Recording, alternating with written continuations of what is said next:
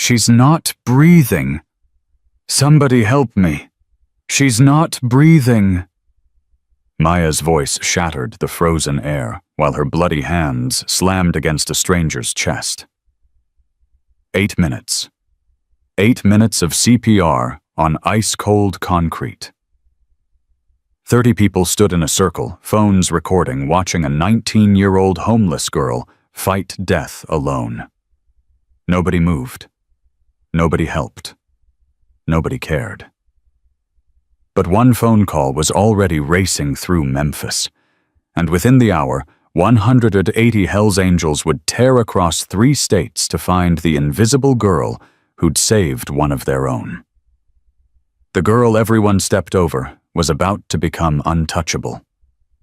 Hit subscribe if you believe real heroes still exist. Comment your city below. I want to see how far this story travels. Now let me tell you how Maya Cross went from dying on the streets to becoming the most protected woman in Tennessee. Please, please, I just need $1. Anything. Please. Maya's voice cracked on the last word. She hated how it sounded weak, desperate, broken. But 14 months of sleeping behind dumpsters and eating from trash cans had stripped away whatever pride she'd once carried. The woman in the fur-trimmed coat didn't even slow down, didn't look, didn't acknowledge that Maya existed at all. Just walked faster heels clicking against the frozen pavement of Big Earl's truck stop, like Maya was a puddle to step around. 23 degrees. February morning. The kind of cold that crawls into your bones and sets up permanent residence. Maya pulled the stolen men's jacket tighter around her shoulders. 3 sizes too big. Smelled like diesel and old cigarettes. But it was the difference between hypothermia and survival, so she'd stopped caring about dignity a long time ago. Her shoes, if you could still call them shoes, were held together with zip ties and prayer. The left sole had a hole the size of a quarter. Every step on frozen ground sent ice shooting up through her foot like tiny knives. 91 pounds at 5'3". 19 years old, but looking closer to 15 because starvation does that. Shrinks you, erases you, makes you small enough that the world can pretend you don't exist. She'd been awake for 36 hours, maybe 38. Time got slippery, when you couldn't afford to close your eyes, when every shadow might be him, when every approaching footstep might be the end of everything. "Excuse me, sir." The trucker didn't stop, didn't even grunt, just adjusted his baseball cap and kept walking toward the diner like Maya was invisible. Which she was. That was the thing about being homeless that nobody told you. It wasn't just that you didn't have a roof or a bed or food, it was that you stopped being a person. You became a thing. An obstacle. Something to avoid looking at, because looking meant acknowledging, and acknowledging meant responsibility, and responsibility was uncomfortable. Maya had learned that lesson 427 days ago, the night she'd run from Derek Vance with nothing but the clothes on her back and bruises nobody wanted to see. "Sweetheart, you can't loiter here." Maya turned. The diner manager stood in the doorway, arms crossed, face arranged in that particular expression she'd come to recognize. Not cruel, exactly. Just tired. Tired of dealing with people like her. "I'm not loitering. You've been sitting against that wall for 3 hours. Either buy something or move along." "I don't have any money." "Then I can't help you." The door closed. The warmth from inside brushed Maya's face for one cruel second before disappearing. She coughed, deep rattling wet.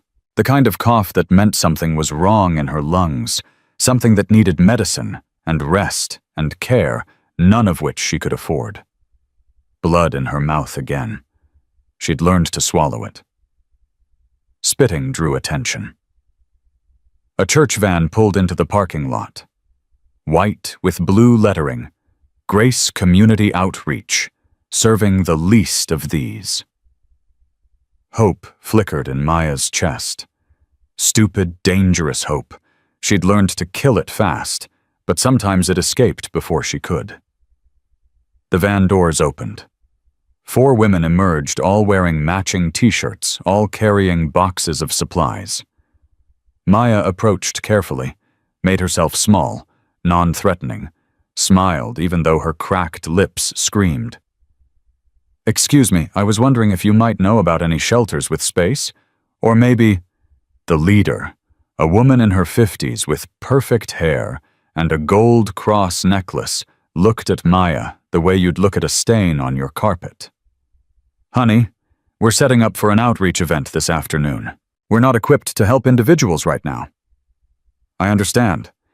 I just thought maybe, have you tried taking responsibility for your situation? The Lord helps those who help themselves." Maya felt something crack inside her chest. Not break, she'd run out of things to break months ago. Just crack. A fracture in whatever was left of her belief that humanity might contain kindness. "I was a nursing student," she heard herself say. "Top of my class. I didn't choose this." The woman's smile didn't waver. "We all have our stories, dear. The question is whether we're willing to do the work to change them." The other women were already walking toward the diner, boxes in hand, probably going to set up inside. Warm.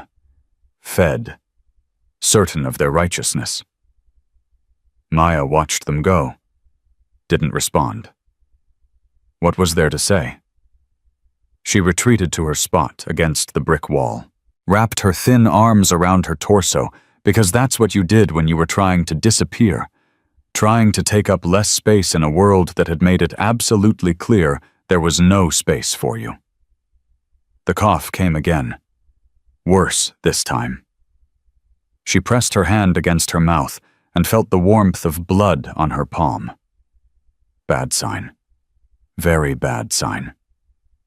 But what could she do? Walk into an emergency room, they'd ask for ID, for insurance, for an address. And the moment she gave her real name, it would ping in some system somewhere, and Derek would know exactly where to find her. Better to die anonymous than be found by him. That's what 14 months of running did to you. Made death seem like the less terrifying option. The diner door opened again. Maya didn't look up at first.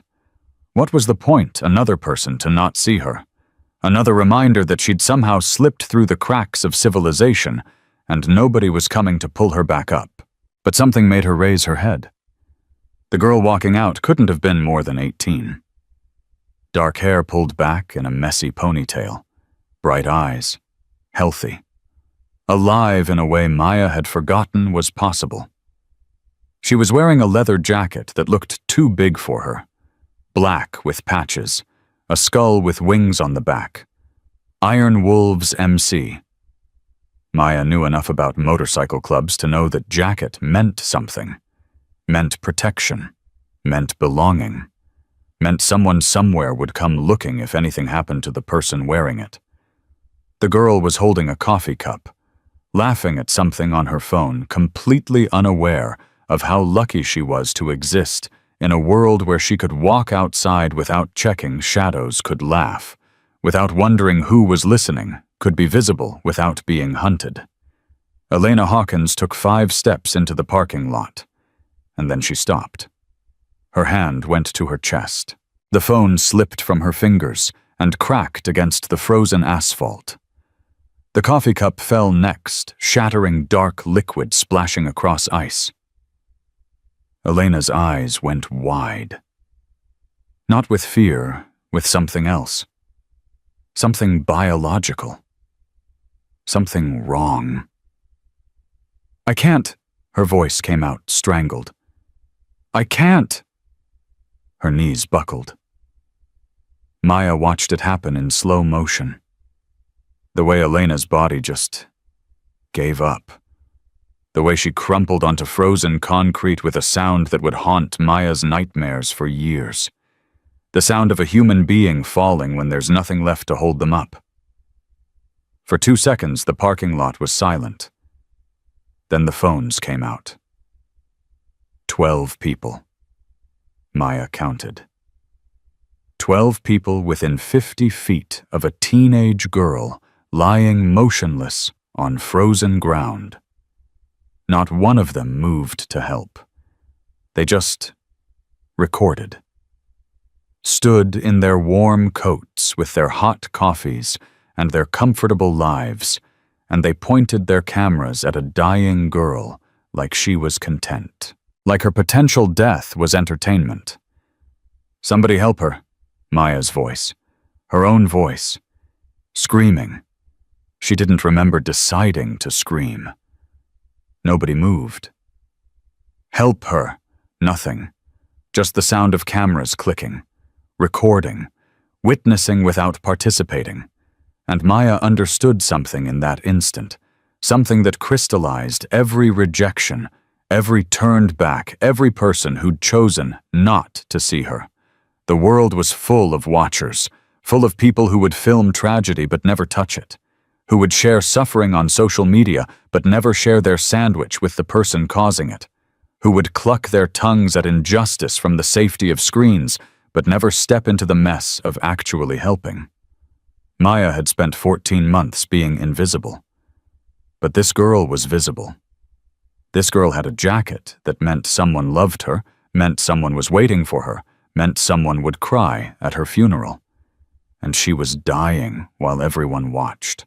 Maya's broken shoes scraped against frozen pavement as she launched herself forward. 40 feet covered in 4 seconds. Her lungs screamed bronchitis and malnutrition, and cold air sawing against damaged tissue. Her vision blurred at the edges. She dropped to her knees beside Elena so hard she felt the impact in her spine. Hey, can you hear me?" Elena's eyes were open but vacant, staring at nothing. Maya's grandmother's voice in her head from another lifetime when Maya was 12 and her grandmother was teaching her CPR in the living room of a house that no longer existed. "Check breathing first, baby girl. Tilt the head back. Listen. Look. Feel." Maya tilted Elena's head, pressed her ear to her mouth. Nothing. No breath. No movement. No life. "Check pulse. 2 fingers on the neck. Take your time. Don't panic." Maya pressed her fingers against Elena's carotid artery. Nothing. No pulse. No heartbeat. Just a body rapidly going cold on frozen concrete. "Somebody call 911!" Maya's voice ripped out of her raw and desperate. She looked up at the circle of phone cameras surrounding her. "Call 911. She's not breathing. She doesn't have a pulse. Call them." A man in a business suit lowered his phone. "I don't want to get involved. She's dying. Someone else will call." Maya wanted to scream, wanted to rage, wanted to ask what kind of world produced people who could watch a teenager die and worry about getting involved. But she didn't have time. When there's no pulse, you start compressions. Hands laced together, heel of your palm on the sternum. Push hard, push fast. Don't stop until help comes or they breathe. Maya's hands found position on Elena's chest.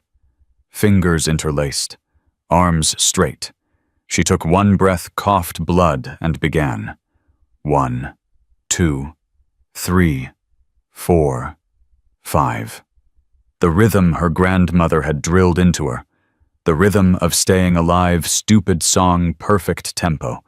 Exactly 100 beats per minute. 6, 7, 8, 9, 10. 30 compressions. 2 breaths. Repeat. "Please," Maya heard herself saying. "Please don't die. Please don't die on me." 30 compressions takes about 18 seconds when you're doing it right. 18 seconds of pushing so hard you feel like you're breaking ribs. 18 seconds of praying to whatever God might listen that you're doing it correctly.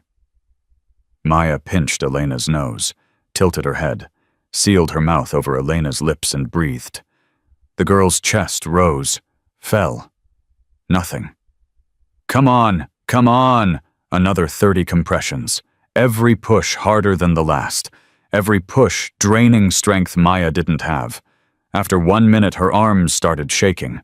After 2 minutes, her vision narrowed to a tunnel. After 3 minutes, she was operating on nothing but desperation, and the memory of her grandmother's hands guiding hers, teaching her something she never thought she'd actually use. The crowd had grown. 20 people now.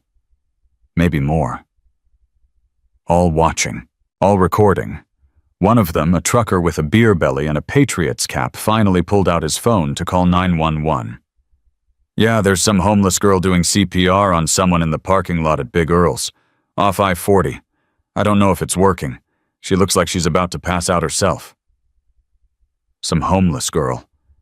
Not a hero. Not a person. Just some homeless girl. Maya barely heard him. Didn't have the energy to care. All she had left was the rhythm.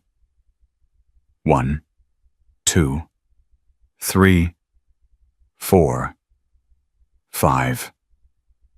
Please, her voice was breaking. Please don't die. I can't watch someone else die.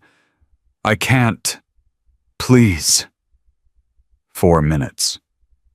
Maya's damaged ribs cracked 4 months ago when she'd been kicked while sleeping behind a gas station, screamed with every compression. Her wrists, still healing from old injuries Derek had given her, felt like they were filled with broken glass. Blood dripped from her mouth onto Elena's jacket. She didn't stop. Couldn't stop. Because she knew what it felt like to die alone. To feel life slipping away while nobody cared enough to help. And she wasn't going to let that happen to someone else, not while she still had anything left to give. 5 minutes. Is she even doing it right? Someone in the crowd. Female voice. Judgmental. Probably just making it worse. Male voice. Dismissive. Maya blocked them out, focused on the rhythm. 1, 2, 3, 4, 5. Her grandmother's voice again. Don't stop, baby girl. Don't ever stop until they breathe or help arrives. Most people die because somebody gives up too early. You don't give up. Not ever. I'm not giving up, Maya gasped. I'm not giving up on you. 6 minutes. Somewhere in the distance, sirens. Maybe.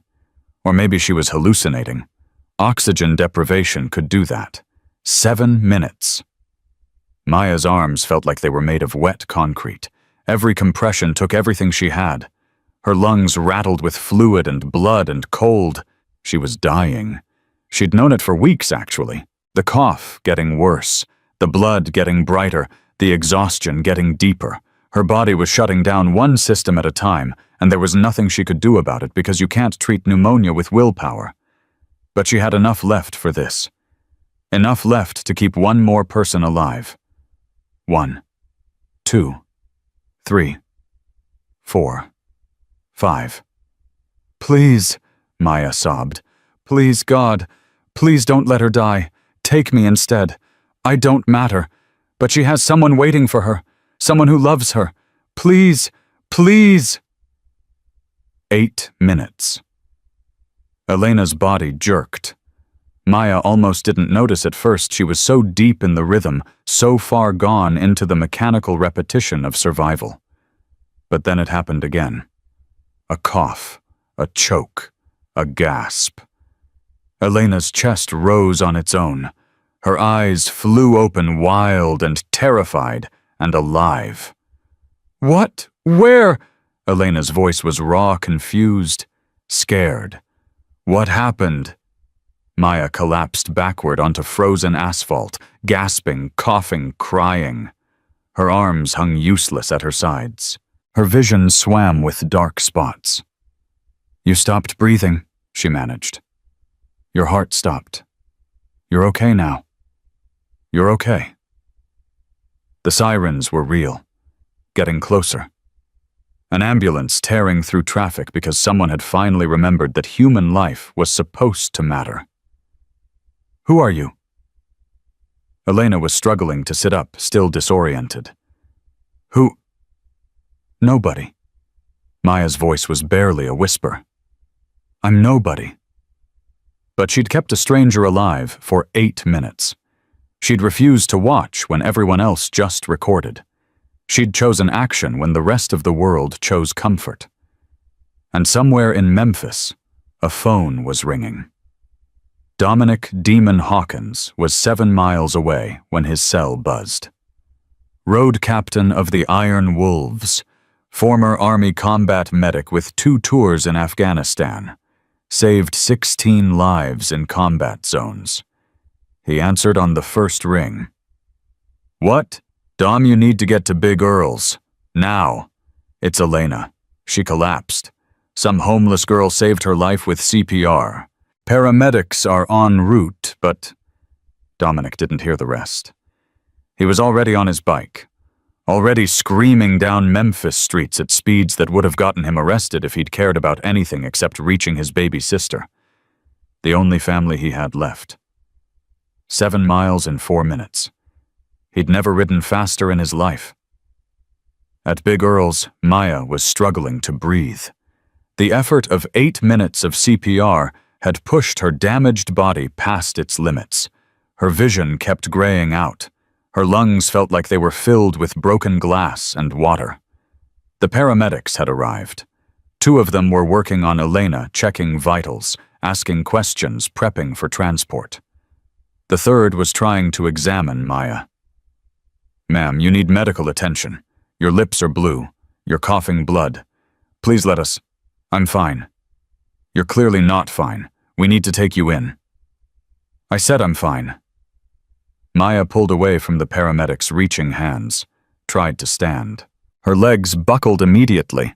She hit the ground hard, tasting blood and bile. Ma'am, don't touch me! The words came out sharper than she intended. But touch meant documentation. Documentation meant identity. Identity meant Derek finding her. Better to die unknown than be found. Just help her. Maya pointed at Elena, who was being loaded onto a stretcher. She's the one who matters. The paramedic hesitated, clearly torn between professional obligation and a patient who refused treatment. At least tell me your name, for the report. Maya almost laughed. Almost. I don't have a name anymore. I'm just the homeless girl. That's all anyone sees. Before the paramedic could respond, the roar of a motorcycle engine split the morning air. A Harley screamed into the parking lot, going way too fast, tires skidding on ice. The rider didn't wait for the bike to fully stop before he was off it and running. Elena! Dominic Hawkins reached his sister's stretcher in 3 seconds. His hands were shaking as he gripped her fingers. Lena, can you hear me? What happened? What? I'm okay. Elena's voice was weak but clear. Dom, I'm okay. My chest something went wrong. But I'm okay now. Something went wrong. What does that mean? What? Sir, one of the paramedics stepped forward. Are you family? I'm her brother. What the hell happened to her? We're still assessing, but it appears your sister experienced cardiac arrest. She was down for approximately 8 minutes before 8 minutes. Dominic's face went white. 8 minutes without a pulse. That would mean brain damage. That would mean permanent damage, yes, under normal circumstances. Then how? The paramedic pointed at Maya, who was still on the ground, too weak to stand, blood staining her chin. That young woman performed CPR for the full 8 minutes. Kept blood flowing to your sister's brain. Without her intervention, we'd be looking at a very different outcome. Dominic turned. For the first time, he really looked at Maya. What he saw made his combat medic instincts kick into overdrive. Girl in her late teens. Severely underweight skeletal, really. Skin pale beneath the dirt. blue tinge to lips indicating hypoxia, coughing blood which suggested internal damage, hands trembling with exhaustion, eyes hollow with something he recognized. He'd seen that look in Afghanistan, in soldiers who'd been through too much, in civilians who'd lost everything, the look of someone who'd stopped expecting to survive. "Hey." He knelt beside her voice, softer than most people expected from a man covered in tattoos wearing a motorcycle club cut. "Hey, can you hear me?" Maya flinched away from him. Automatic response. "Don't touch me. I'm not going to hurt you. I just want to help." "Everyone says that." Dominic paused, recognized the specific kind of fear in her body language. Someone had hurt this girl. Badly. Recently. And she'd learned that men who said they wanted to help usually wanted something else entirely. "My name is Dominic. That's my sister you just saved. I'm not going to touch you without permission. I'm not going to do anything you don't want. But you're clearly sick and I'd like to help you get medical attention. Can I do that?" Maya looked at him. Really looked. Something in his face, maybe. Something in his voice. "I can't go to a hospital." "Why not? They'll ask for ID." So there's someone looking for me. Someone who checks systems. If my name shows up anywhere..." She didn't finish the sentence. She didn't have to. Dominic had done 3 tours in Afghanistan and 4 years as a combat medic. He'd seen violence in all its forms. He knew what domestic abuse looked like, knew what hiding looked like, knew what running looked like. This girl wasn't just homeless, she was hunted. "Okay," he said. "Okay. No hospitals. But you need help. Will you let my club's medic take a look at you? No records. No names. Just treatment." "Why would you do that?" "Because you just spent 8 minutes keeping my sister alive while everyone else stood around with their phones out. Because you're dying, and you still chose to save someone else. Because where I come from, that kind of thing matters." Maya stared at him, searched his face for the lie, found none. "I don't even know your sister. Neither did the 30 people who watched her collapse and did nothing. You're the only one who moved." The ambulance doors were closing. Elena was stabilized, would be transported to Memphis General. And Maya was still on the ground bleeding internally, lungs filling with fluid, making a decision that would change her entire life. "Okay," she whispered. "Okay." Dominic didn't smile, didn't celebrate. Just pulled out his phone and made a call. "Doc, I need you at the clubhouse. Bring everything. I got a girl here who needs help, and I don't think we have much time." He hung up and looked at Maya. "Can you stand? I don't know. Can I help you?" A pause.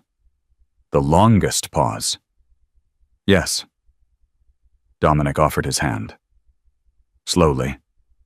Obviously. Letting her see it coming, letting her make the choice.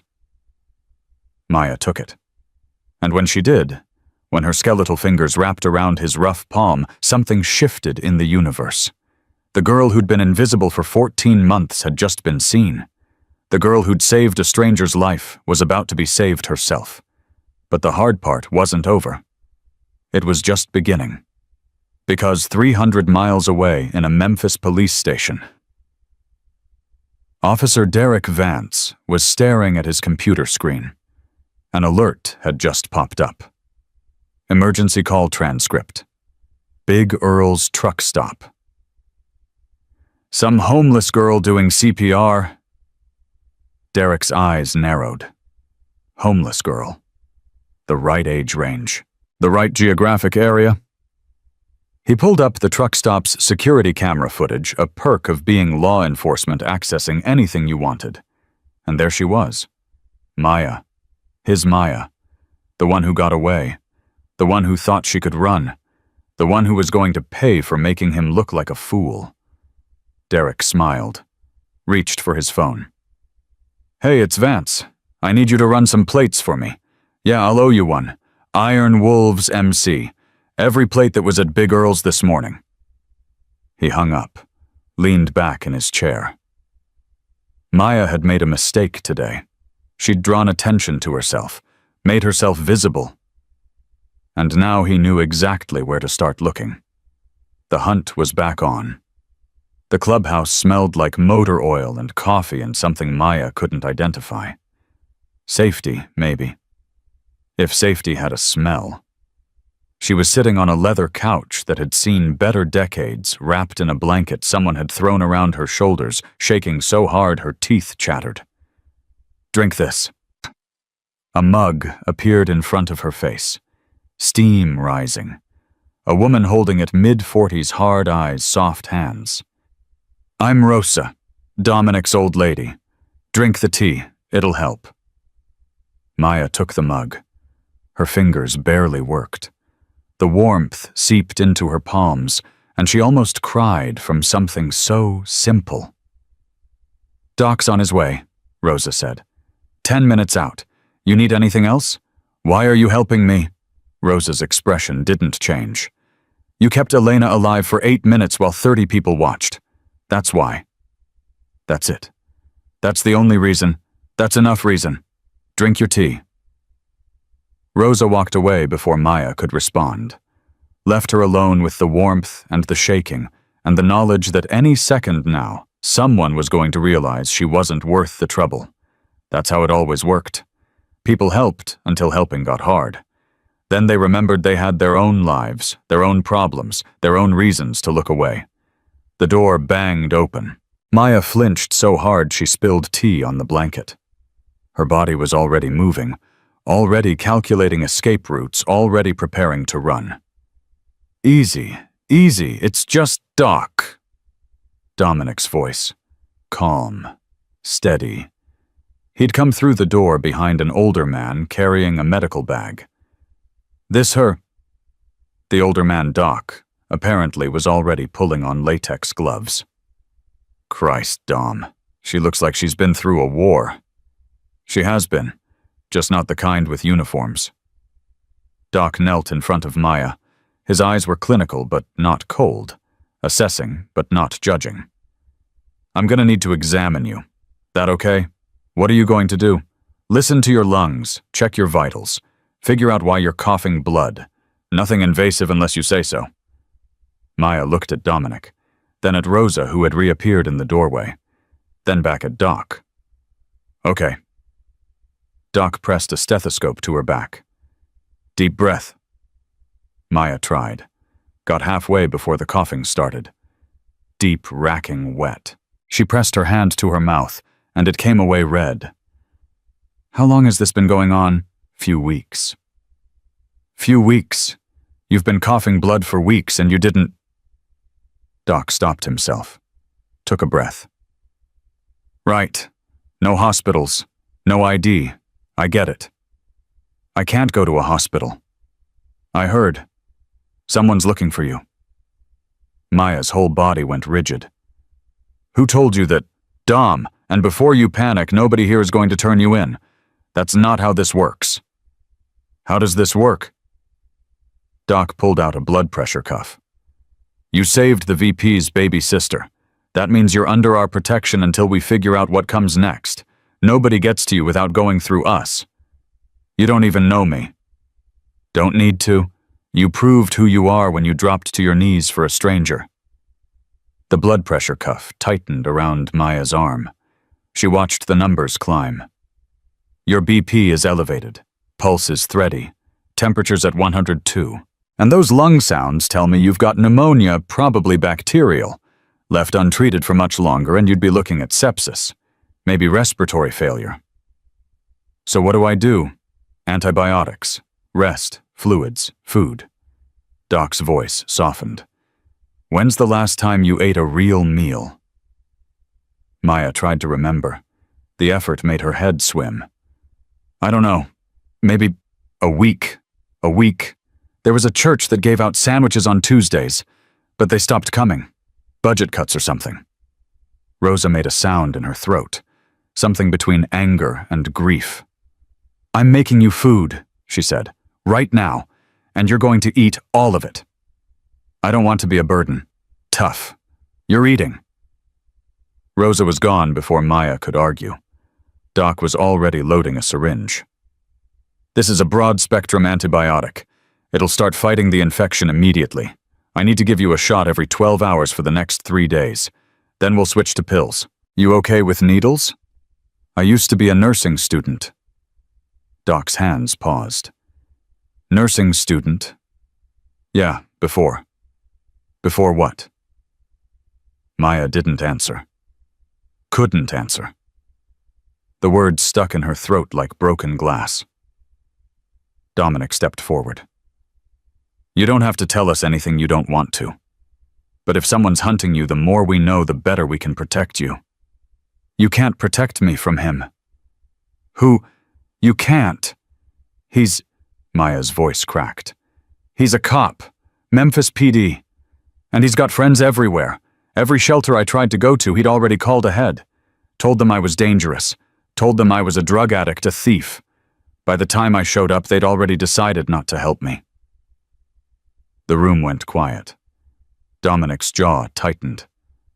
"A cop did this to you?" "Derek Vance. We dated for 6 months. At first he was perfect. Everyone thought he was perfect. Charming. Protective. The kind of guy mothers dream their daughters will bring home. What changed?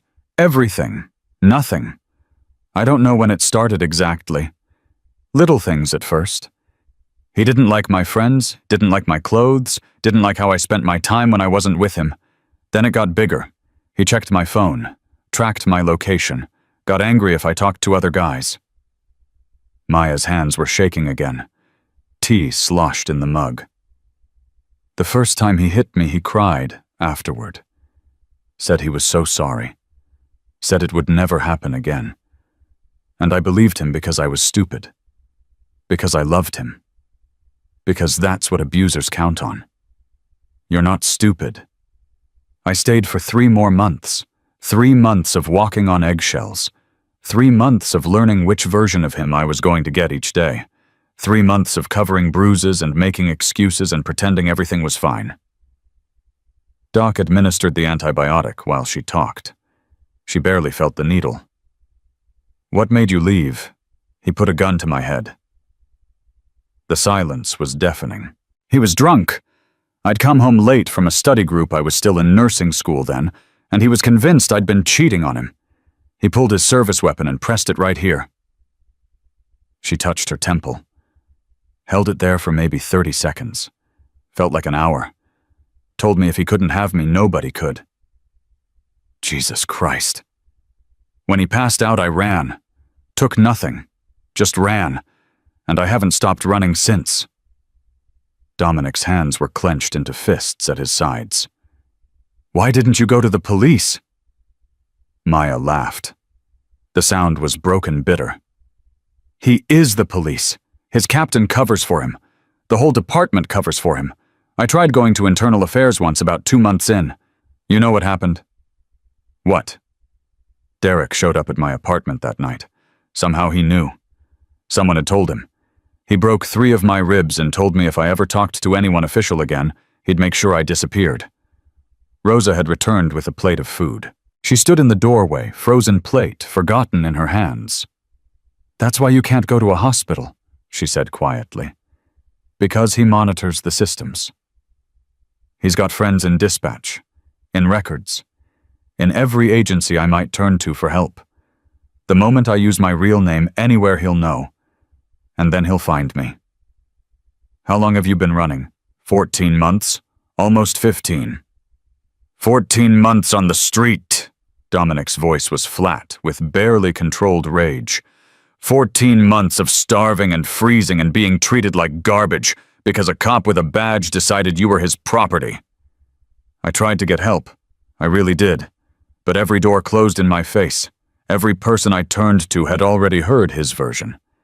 Crazy ex-girlfriend, drug problems, mental health issues. That's what he tells people. And they believe him because he's got a badge and I've got nothing. The plate appeared on the coffee table in front of her. Scrambled eggs, toast, bacon. More food than Maya had seen in weeks. "Eat," Rosa said. "We'll figure out the rest." "You can't figure this out. He's a cop. We're exactly the kind of people who don't give a damn about badges," Dominic cut in. "You think we're scared of Memphis PD? You think we haven't dealt with corrupt cops before? This is different." "How?" "Because he'll hurt you. He'll hurt everyone who helps me. That's what he does. He destroys everything I touch, everyone I care about. I can't let that happen to you. Not after you've been so kind." "Maya." Dominic knelt in front of her, making himself small, non-threatening. "Look at me." She looked. "You see these patches? This jacket? This club? We're not civilians who fold at the first sign of trouble. We're a brotherhood, and brothers protect each other. That's not negotiable. It's not conditional. It's not something you earn. You saved my sister's life. That makes you family, and family doesn't walk alone. You don't know what he's capable of. Then tell us. Tell us everything. Let us help you fight back." Maya stared at him. At this stranger with the hard eyes and gentle voice. At this man who had no reason to care about her, but somehow did. "Why?" she whispered. "Why do you care?" Dominic was quiet for a long moment. "Because I did 3 tours in Afghanistan. Saw a lot of good people get hurt by people with power. And I spent every one of those tours promising myself that when I got home, I'd spend the rest of my life protecting the ones who couldn't protect themselves. That's why I joined this club. That's why I do what I do. And that's why I'm not walking away from you." Maya felt something crack in her chest. Not break, not shatter. Something softer. Like ice thawing after a long winter. Like a door opening after years of being locked. "I don't know how to trust people anymore." "You don't have to trust us all at once. Just take the next step. Eat the food. Take the medicine. Sleep in a real bed. And tomorrow, when you wake up, we'll still be here." Maya looked at the plate. At the eggs going cold. At the toast getting stiff. She picked up the fork. Her hand shook so badly she could barely hold it. But she got a bite of eggs to her mouth. And then another. And then she was crying, tears streaming down her face while she ate, because 14 months of hunger and fear and loneliness were crashing down on her all at once. Rosa sat next to her. Didn't say anything. Just put a hand on her back and let her fall apart. "I'm sorry," Maya gasped between bites. "I'm sorry, I don't know why I'm—" "Because you're human," Rosa said.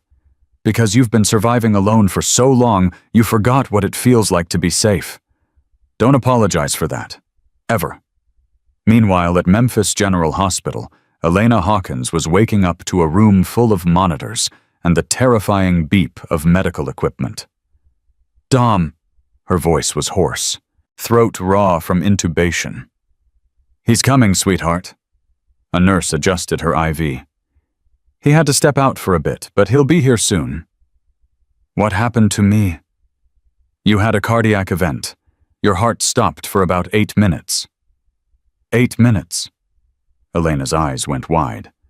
"But that would mean, it would normally mean serious damage, yes, but someone performed CPR the entire time. Kept blood flowing to your brain until paramedics arrived.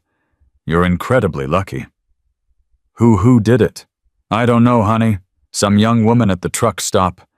By the time we got you loaded, she'd disappeared." Not disappeared. Just invisible again. Elena lay back against her pillow, mind racing. 8 minutes. Someone had knelt on frozen concrete for 8 minutes and kept her alive with nothing but determination and 2 hands. She needed to find that person.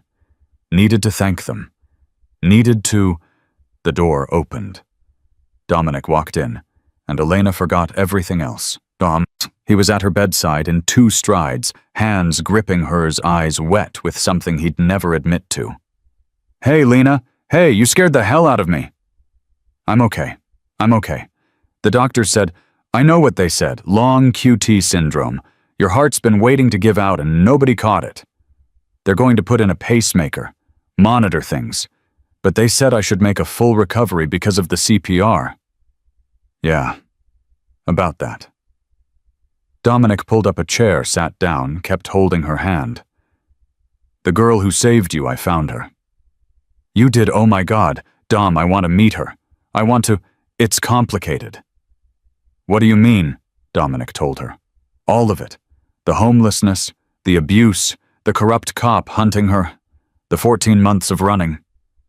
Elena listened in silence, her heart monitor beeping faster as the story got worse. "She's at the clubhouse now." "Yeah. Doc's treating her for pneumonia. She's eating her first real meal in a week. And she's terrified we're going to throw her out."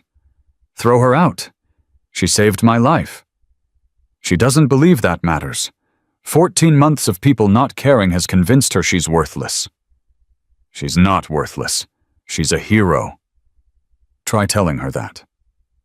Elena was quiet for a long moment. "I want to meet her. As soon as I'm out of here. That might be a few days. Then bring her to me." Dominic smiled despite himself. "You're as stubborn as Mom was." "I learned from the best." Elena squeezed his hand. "Promise me you'll protect her." "Already done. Club voted. She's under our protection." "The whole club? Unanimous. Priest called it before I even finished explaining." Elena closed her eyes, let out a breath she didn't know she'd been holding. "Good. That's good. She deserves that. She deserves a lot more than that. And we're going to make sure she gets it." 300 miles away, in a Memphis police precinct, Derek Vance was staring at his computer screen with a smile that would have terrified anyone who knew what it meant. He'd run the plates from Big Earl's parking lot, cross-referenced with MC databases, Iron Wolves, Memphis chapter. He knew the name, knew the reputation. Most cops avoided tangling with motorcycle clubs. Too much hassle. Too many lawyers. Too much risk. Derek wasn't most cops. He picked up his phone. Dialed a number he shouldn't have. "Yeah, it's Vance. I need a favor, a big one." He listened to the voice on the other end. "I know who I'm asking.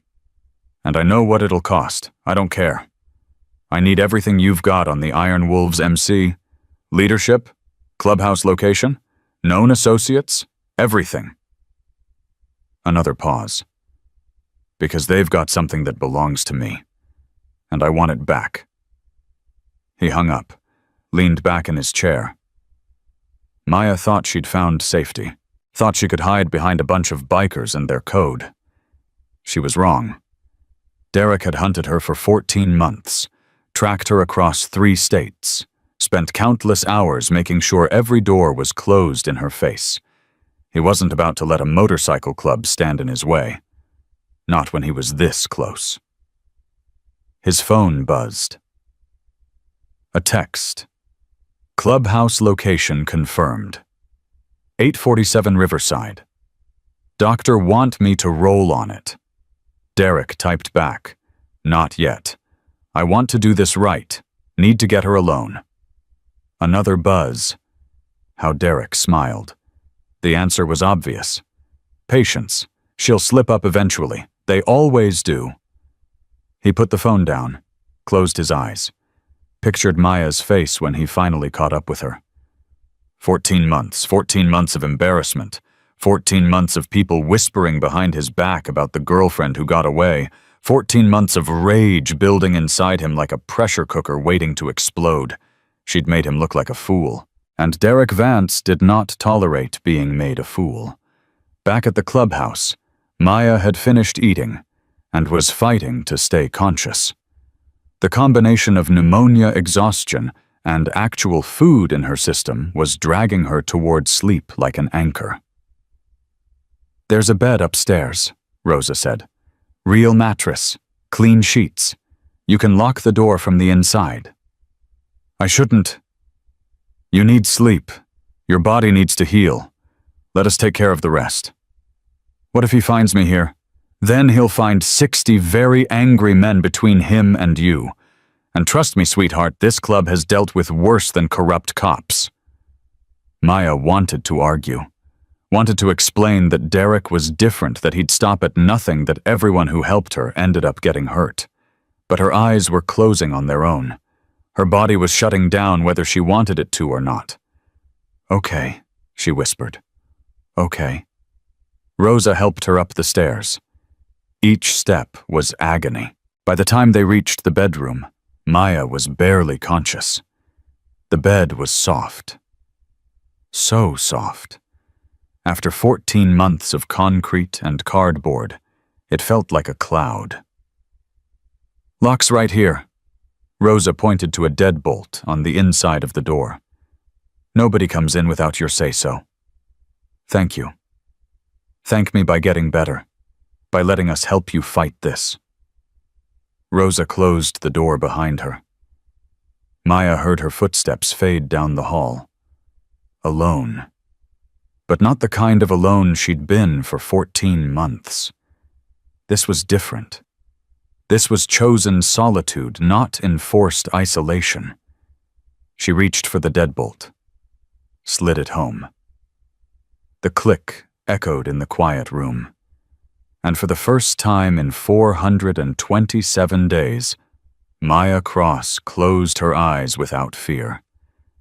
She was wrong, of course. The fear was still waiting. But for now, just for this moment, she let herself pretend she was safe. She let herself believe that maybe, just maybe, she'd finally found people who wouldn't abandon her when things got hard. Her last thought before sleep claimed her was of the girl she'd saved. Elena. The girl with the leather jacket that meant someone loved her. Maya had spent 8 minutes keeping that girl alive, and now somehow that girl's family was trying to return the favor. It didn't make sense. None of it made sense. But Maya was too exhausted to question it anymore. She slept. And downstairs the Iron Wolves were making plans. Plans to protect. Plans to fight. Plans to destroy the man who thought he could hunt one of their own. Derek Vance had no idea what was coming for him, but he was about to find out. Maya woke to the sound of shouting. Her body reacted before her mind caught up, rolling off the bed, hitting the floor, crawling toward the corner where she could make herself small, invisible safe. Old habits, survival instincts. Then her brain registered the words. I don't care what jurisdiction you think you have. You're not coming in here without a warrant. Dominic's voice, angry, controlled, dangerous. I've got a warrant right here, tough guy, for Maya Cross, theft of controlled substances. She's a fugitive. That voice. Maya's blood turned to ice. Derek. He'd found her. Less than 48 hours, and he'd already found her. Let me see that warrant. You're not a lawyer. No, but we've got 3 of them on retainer, and I guarantee whatever you're holding won't survive scrutiny. You want to test that theory, fine. But while your lawyers are filing motions, I'll be dragging your little house guest out in handcuffs. Your choice. Maya forced herself to breathe, forced herself to think. The window. There had to be a window. She could climb out, drop down, disappear into the streets again. It had worked before. It could work again.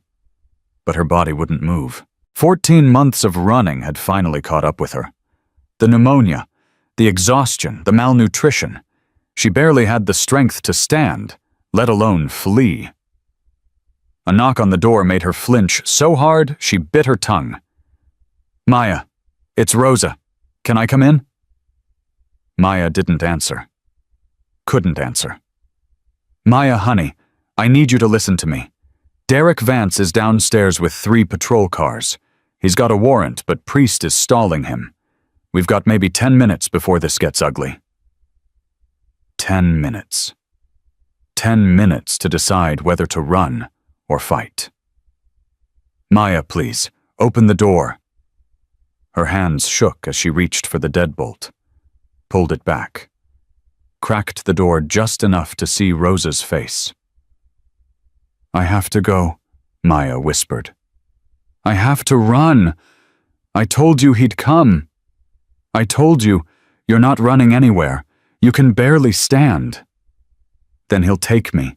He'll take me, and this time he won't stop at hitting. This time, he's not taking you. Rosa's voice was steel wrapped in velvet. Do you hear me? He is not taking you. Not today. Not ever. You don't understand. That warrant is garbage. Priest already has our lawyer on the phone. The charges were filed 3 days ago in a county where you've never set foot. The arresting officer, Derek Vance. The evidence mysteriously sealed. It won't hold up. It doesn't have to hold up. He just needs to get me in custody. Once he has me alone, he won't get you alone. That's what I'm trying to tell you. Downstairs, the shouting was getting louder. You're obstructing justice. I will arrest every single one of you. Go ahead. 60 arrests, 60 lawyers, 60 lawsuits. You want to explain to your captain why you started a war with an MC over one homeless girl. She's not just a homeless girl. She's a thief and a fugitive and your ex-girlfriend. Yeah, we know all about that, Officer Vance. Silence. The kind of silence that screams. What did you say? We know who you are. We know what you did to her.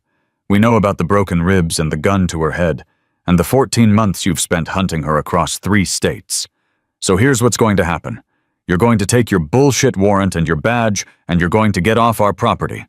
And if you ever come near her again, we're going to make it our personal mission to destroy your career, your reputation, and your life. Maya heard Derek laugh. The sound made her skin crawl. You think you can threaten a cop? You think anyone's going to believe a bunch of criminals over a decorated officer? I think a lot of people are going to believe the 3 women you put in the hospital before Maya. I think they're going to believe the ex who disappeared 2 years ago and was never found. And I think they're going to believe the internal affairs complaint that Maya filed before you scared her into running.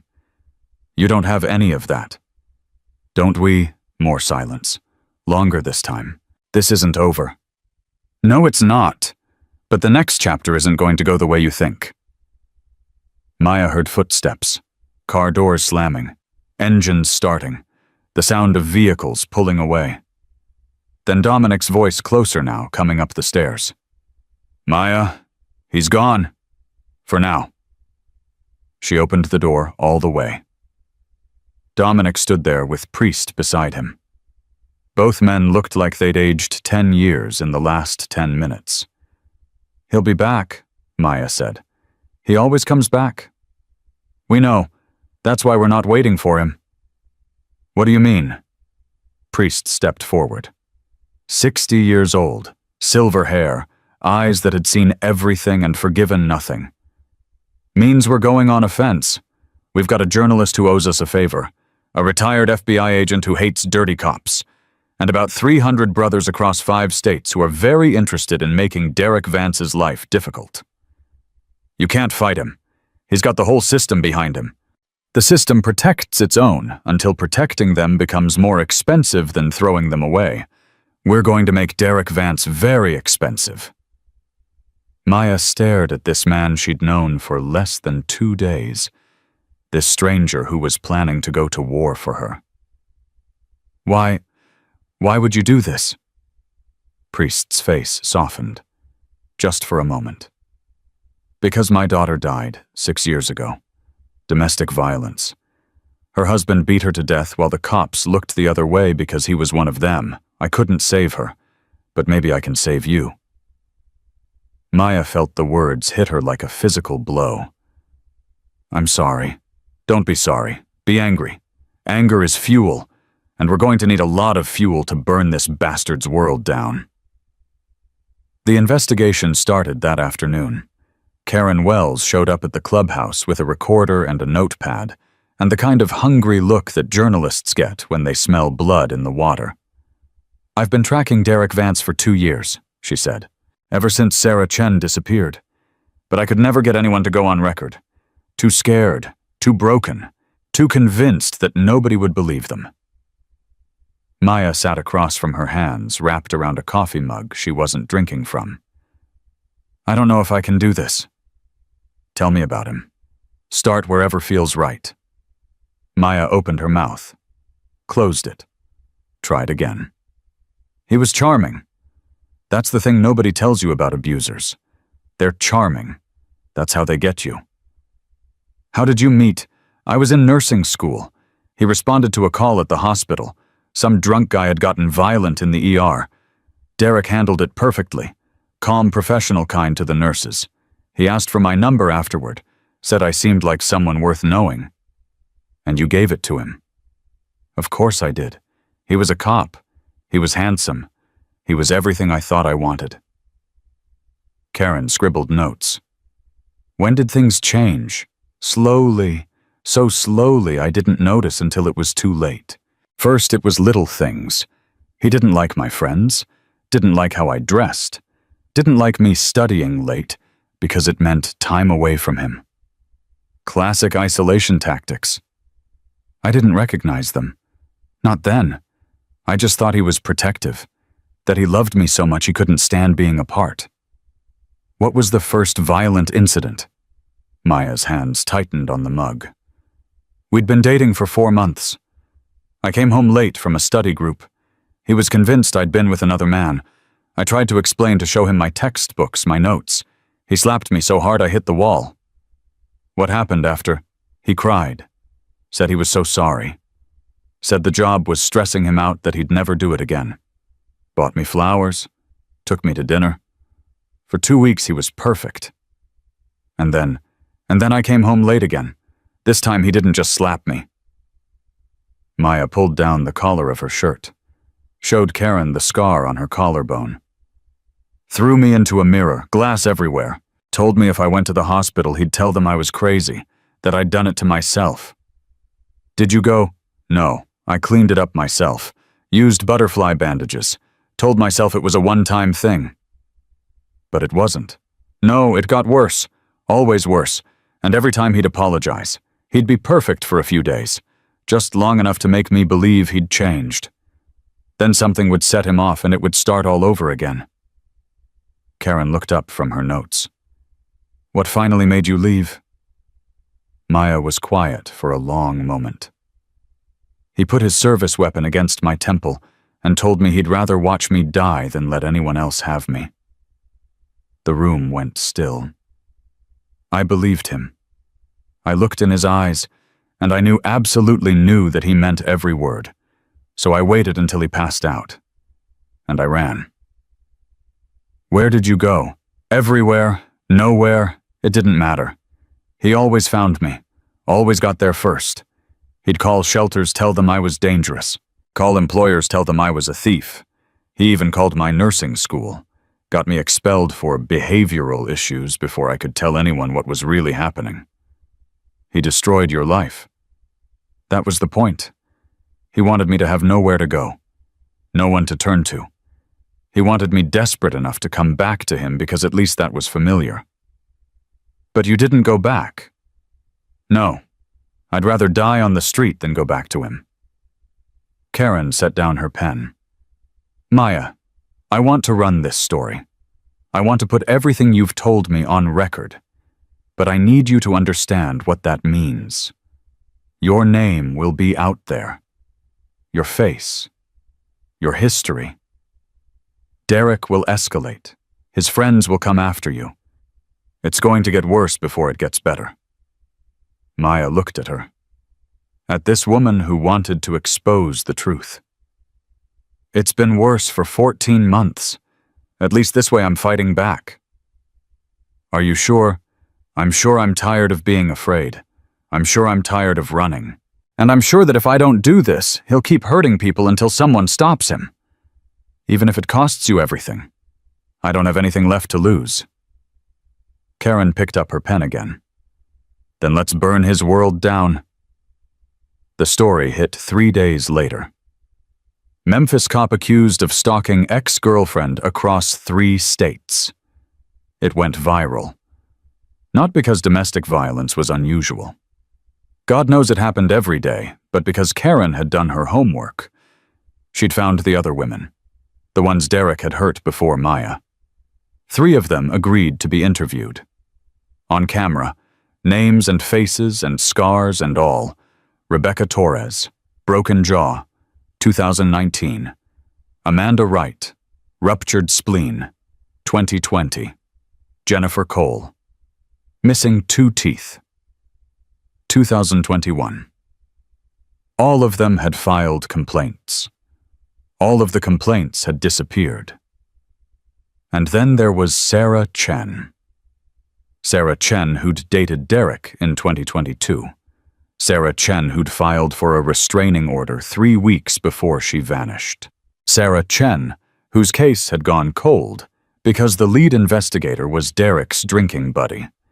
The story named names. Named the captain who'd buried complaints. Named the detectives who'd looked the other way. Named the entire system that had enabled Derek Vance to terrorize women for years without consequence. By the time the sun set on day 1, Derek had been suspended pending investigation. By day 2, the FBI had announced they were reopening the Sarah Chen case. By day 3, Internal Affairs had started interviewing every woman Derek had ever pulled over, arrested, or dated. And on day 4, Derek made his move. Maya's phone rang at 6 a.m. She didn't recognize the number, but something made her answer anyway. Hello? Maya. The voice was weak, scared. Old. Maya, is that you? Her blood turned to ice. Grandma. Maya. There was a man here. A policeman. He said terrible things about you. He showed me pictures, said you were a drug addict, said you'd stolen money from him. I tried to tell him he was wrong, but he wouldn't listen. He grabbed my arm, Maya. He hurt me. Grandma, slow down. What man, when? Last night. He came to my room. The nurses tried to stop him, but he showed them his badge. He said he was looking for you. Said if I knew where you were, I had to tell him. Did you tell him anything? I don't know anything, baby. I haven't heard from you in months. I was so worried. I thought maybe you were dead. I'm not dead, Grandma. I'm okay. I'm safe. He said he'd come back. Said if you didn't turn yourself in, he'd make sure I never saw you again. Maya, I'm scared. I know. I know you're scared. I'm going to fix this, okay? I'm going to make sure he can't hurt you. How? He's a policeman. Nobody stops policemen. I know some people who do. Maya hung up. Her hands were shaking so badly she could barely hold the phone. Dominic found her in the hallway, white-faced and hyperventilating. What happened? Derek. He went to my grandmother's nursing home. He threatened her. He hurt her. Where is she? Arkansas, Willow Creek Care Center. She's the only family I have left, and he... We're going, right now. Get dressed. What? We're going to Arkansas. We're going to make sure your grandmother is safe. And we're going to make sure Derek Vance never gets within 100 miles of her again. How, he's already there?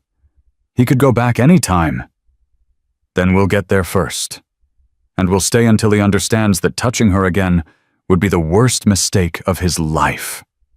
30 minutes later, Maya was on the back of Dominic's Harley, wind ripping past her face, heading toward the only person she had left. Behind them, the roar of engines.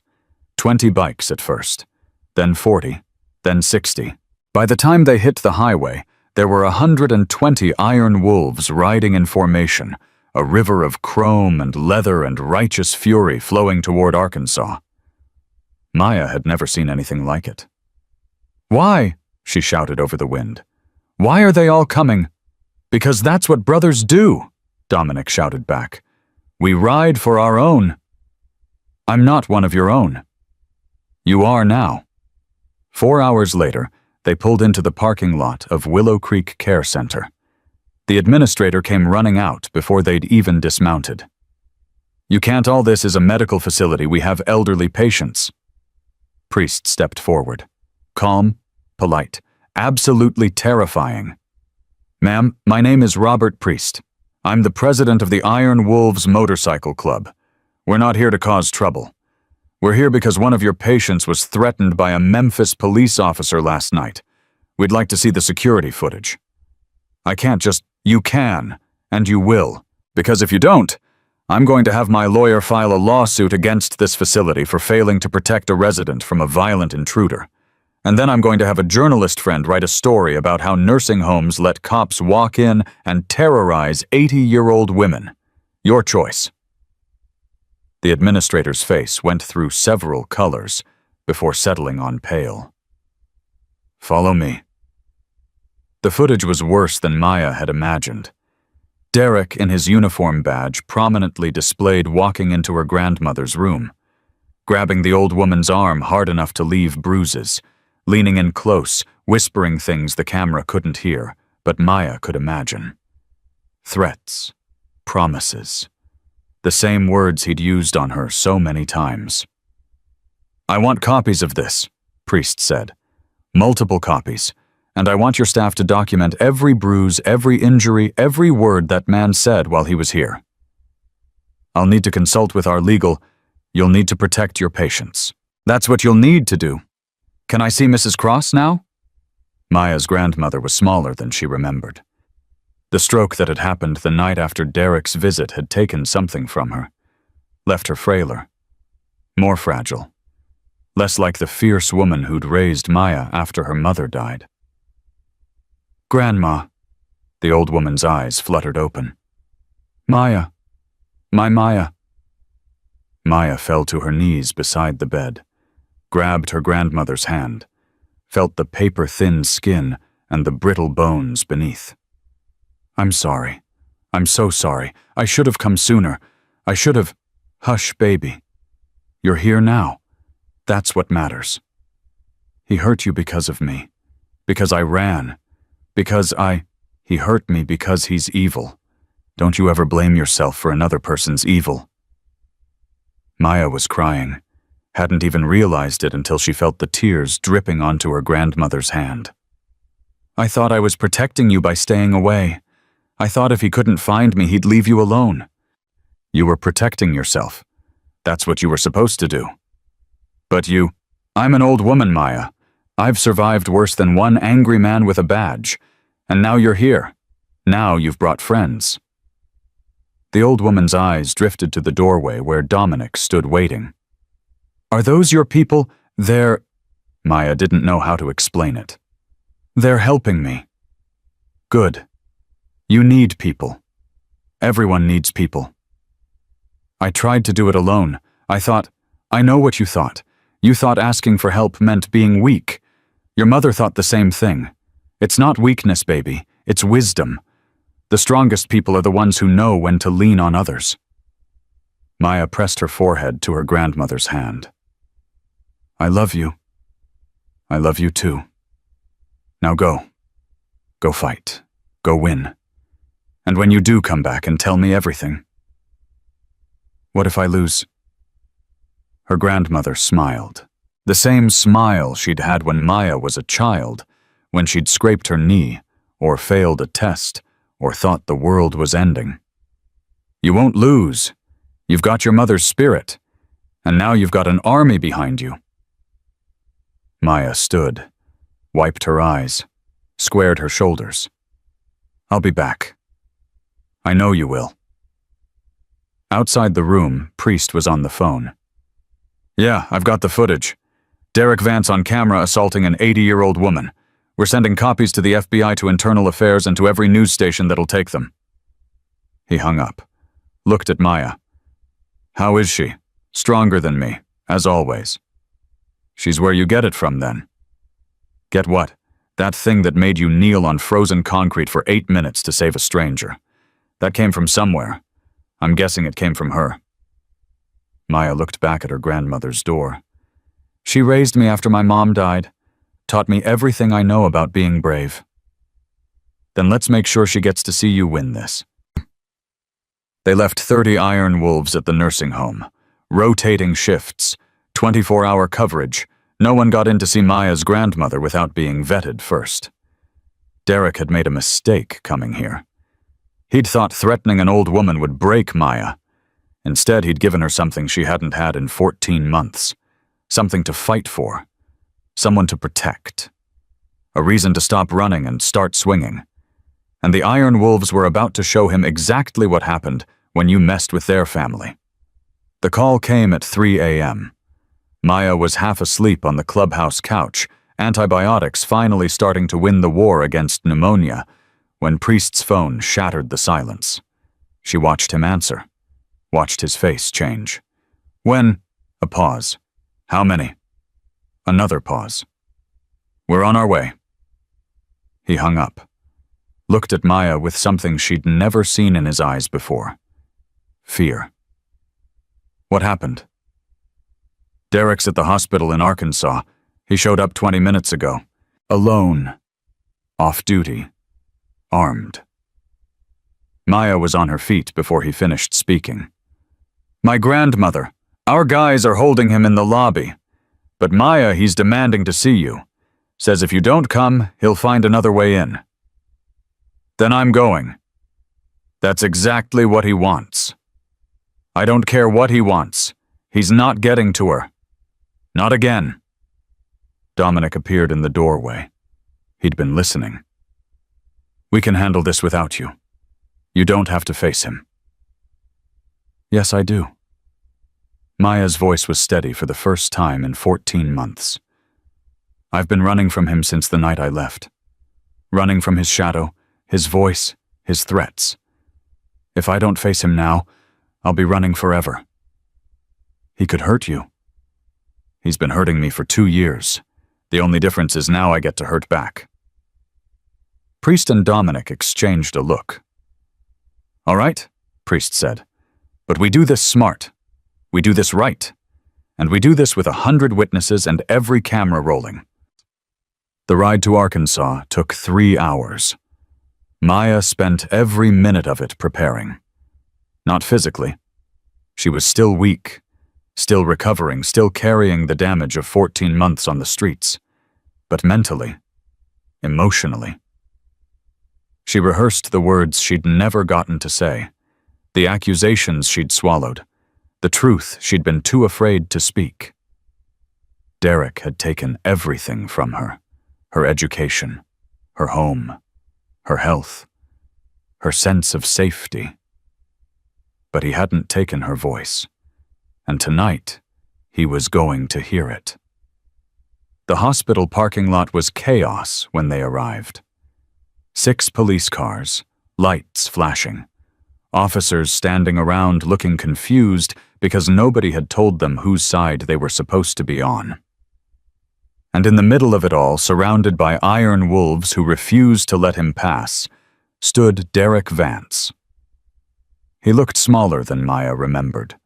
Not physically.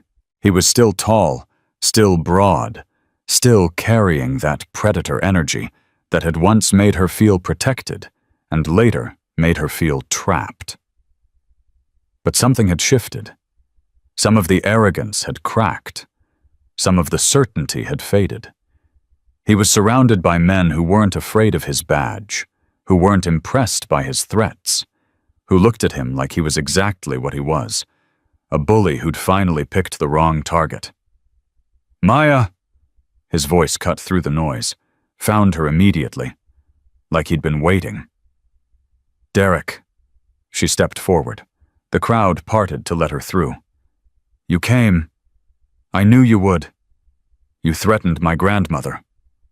I asked to see her. The staff overreacted. You grabbed an 80-year-old woman hard enough to leave bruises. You caused a stroke. You showed up at her nursing home in uniform to intimidate her into giving up my location. I was conducting an investigation. You were terrorizing a helpless woman because you couldn't get to me. Same thing you've done to every woman who's ever tried to leave you. The police officers shifted uncomfortably. This wasn't the conversation they'd expected. Maya, you need to come with me. There are charges. Fabricated charges, filed in a county I've never visited, for crimes I never committed, by an officer who's been stalking me for 14 months. You're delusional. You need help.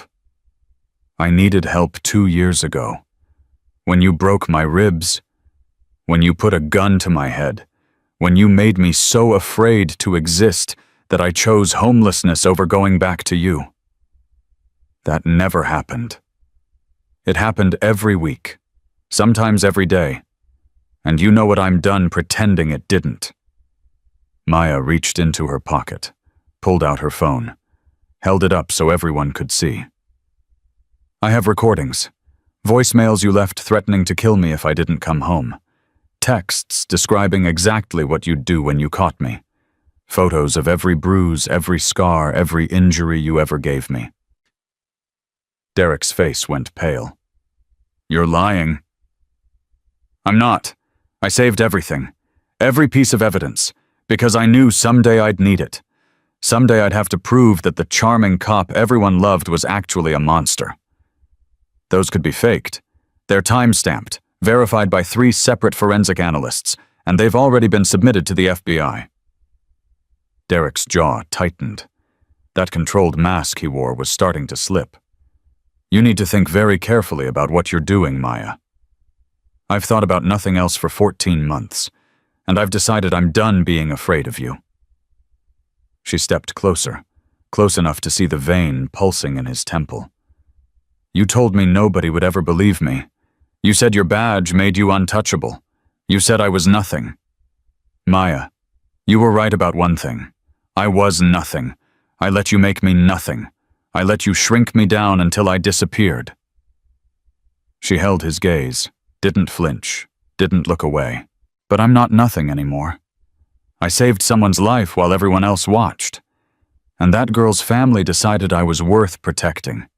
They saw me when you were trying to erase me. They believed me when you were calling me crazy. They fought for me when you were hunting me like an animal. These criminals, you think they can protect you from me? They already have, and they're not the only ones.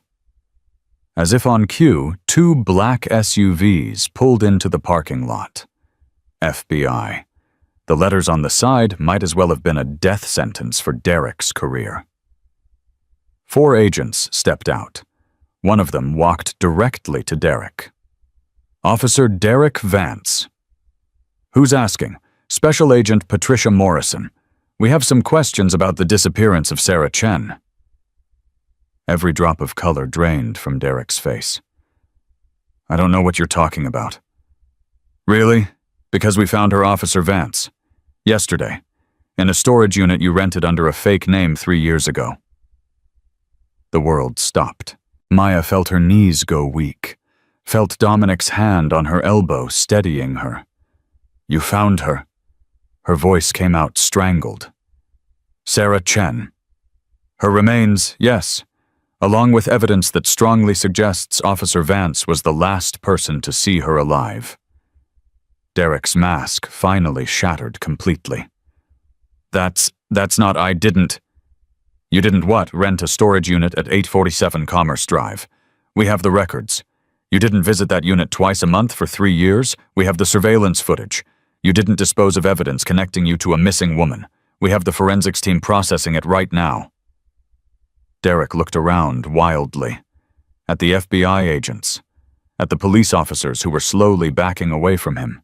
At the iron wolves who stood like a wall between him and escape. At Maya. This is your fault, he spat. All of this. If you'd just come back. If you'd just done what you were supposed to. What I was supposed to do. You mean, let you beat me. Let you control me. Let you kill me like you killed Sarah. I didn't kill anyone. The FBI seems to think differently. Agent Morrison stepped forward. Derek Vance, you're under arrest for the murder of Sarah Chen. You have the right to remain silent. Anything you say can and will be used against you in a court of law. You can't do this. I'm a cop. You're a suspect in a federal murder investigation. That badge doesn't protect you anymore. The handcuffs clicked around Derek's wrists. Maya watched it happen. Watched the man who'd haunted her nightmares get cuffed like any other criminal. Watched his face contort with rage and fear and disbelief. This isn't over, Maya. His voice was a snarl. You hear me? This isn't over. You're right. It's not over. It's just beginning. Because I'm going to testify at your trial. I'm going to tell everyone exactly what you did to me, and I'm going to watch you spend the rest of your life in a cage. You'll regret this. I've regretted a lot of things. Leaving you was never one of them. They led Derek away. Maya stood in the parking lot surrounded by bikers and federal agents, and the wreckage of the life Derek had tried to build on her fear. And for the first time in 2 years, she breathed. Really breathed. The weight she'd been carrying since the first time he hit her lifted off her shoulders like chains finally broken. Maya, Dominic's voice. Gentle. Yeah, you okay? She laughed. The sound surprised her. I don't know. I think so. I think I might actually be okay. You were incredible. Facing him like that. I was terrified. Courage isn't about not being scared. It's about being scared and doing it anyway. Maya looked at him. At this man who'd ridden hundreds of miles to protect a stranger. Who'd mobilized an army for someone he barely knew. Thank you. For everything. You don't need to thank me. I do. Nobody's ever fought for me like this. Not since my mom died. Dominic was quiet for a moment. When I was in Afghanistan, I watched a lot of good people die. People who deserved better. People who should have had someone fighting for them. I promised myself when I got home I'd be that person. The one who fights for people who can't fight alone. Is that why you joined the club? That's why I stayed. Found a whole brotherhood who felt the same way. Agent Morrison approached them.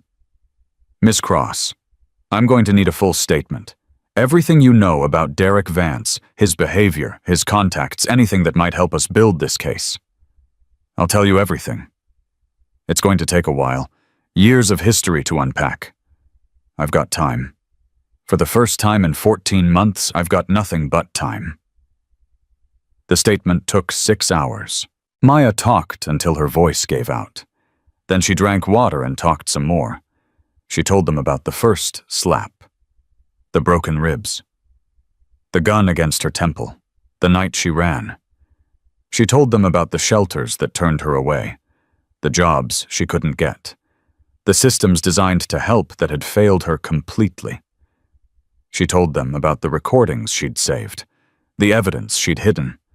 The desperate hope that someday someone would believe her. Agent Morrison listened to all of it. Took notes. Asked clarifying questions without judgment. When Maya finally finished, the agent sat back and looked at her with something like respect. You survived something most people wouldn't, and you had the presence of mind to document it. I watched a lot of true crime documentaries, learned that evidence matters more than truth sometimes. That's unfortunately accurate, but in this case you've given us enough to bury him. What about the murder charge? Do you really think he killed Sarah Chen? The evidence is strong. The storage unit. The forensics. His history of violence against women. The timing of her disappearance right after she filed for a restraining order. He told me once that if he couldn't have me, no one could. I thought it was just talk. It wasn't. And Sarah Chen paid the price for that. Maya closed her eyes. Felt the grief for a woman she'd never met but understood completely. I could have been her. But you weren't. You got out. You survived. And now you're going to help us make sure he never hurts anyone again. I'll do whatever it takes. I believe you will. Maya's grandmother was awake when she finally made it to her room. The old woman's eyes lit up the moment Maya walked through the door. I heard shouting earlier. Lots of commotion. Did something happen? Derek got arrested. Arrested for what? Murder. The woman who disappeared before me. Sarah Chen. They found her body. Her grandmother's hand flew to her mouth. Oh, Lord. That poor girl. He killed her grandma. He killed her because she tried to leave him. Just like I tried to leave him. But you got away. Barely. And only because I ran before he could finish what he started. Maya sat on the edge of the bed, took her grandmother's fragile hand. I'm sorry I didn't come sooner. I'm sorry I let you think I was dead. You did what you had to do to survive. I never blamed you for that. I blamed myself, every day, for leaving you alone, for not being strong enough to fight back. You are strong, Maya. Stronger than you know. You survived that monster for 2 years. You survived the streets for 14 months. And now you're here standing on your own 2 feet while he's the one in handcuffs. I had help. Good. Everyone needs help. That's not weakness, baby. That's wisdom. Maya felt tears sliding down her cheeks. Mom used to say that. I know. I taught it to her. I miss her. I miss her too. Every day. But I see her in you. The same fire, the same heart, the same stubborn refusal to give up. I almost gave up. So many times. But you didn't. That's what matters. You didn't. They sat in silence for a while, just holding hands, just existing together. Grandma, yes, baby, the bikers who brought me here, the ones who've been protecting you, they want me to stay with them, join their family. What do you want? I don't know, I've been alone so long I forgot what family feels like. Does being with them feel safe? Maya thought about it. About the clubhouse. About Rosa's gentle hands and Doc's quiet care. About Dominic's steady presence and Priest's fierce protection. Yeah, it does. Then maybe that's your answer. It's not that simple. Why not? Because they don't know me. Not really. They know the girl who saved Elena, but they don't know all the ways I'm broken, all the damage Derek did, all the pieces of me that might never heal. Her grandmother squeezed her hand. Baby broken people can still be loved, can still be family. The right people don't see your scars as flaws.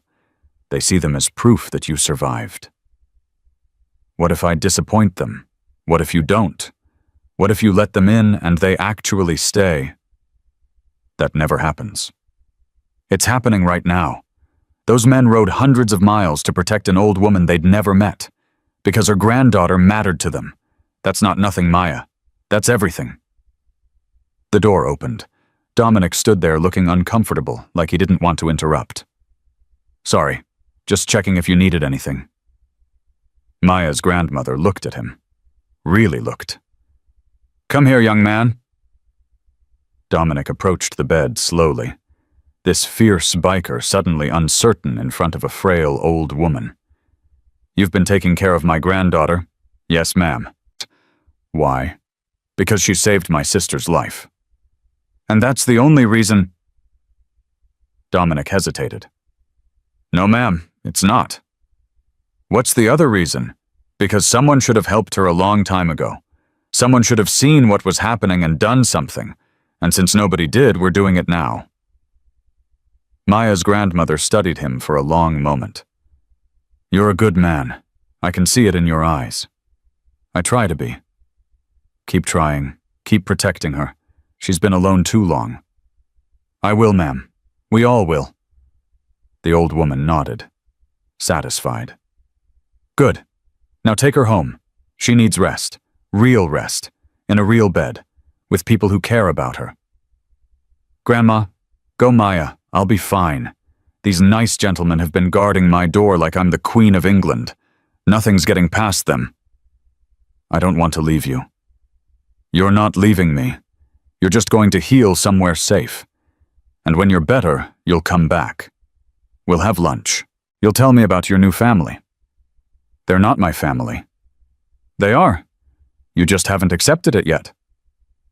Maya stood, leaned down, kissed her grandmother's forehead. I love you.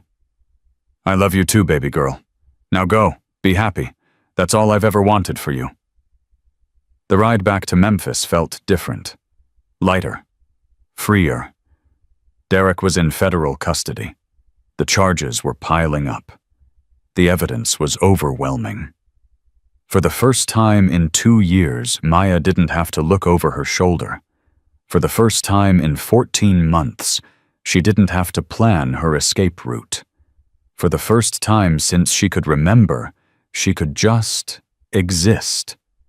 Be present in the moment without fear. Let herself feel something other than survival mode.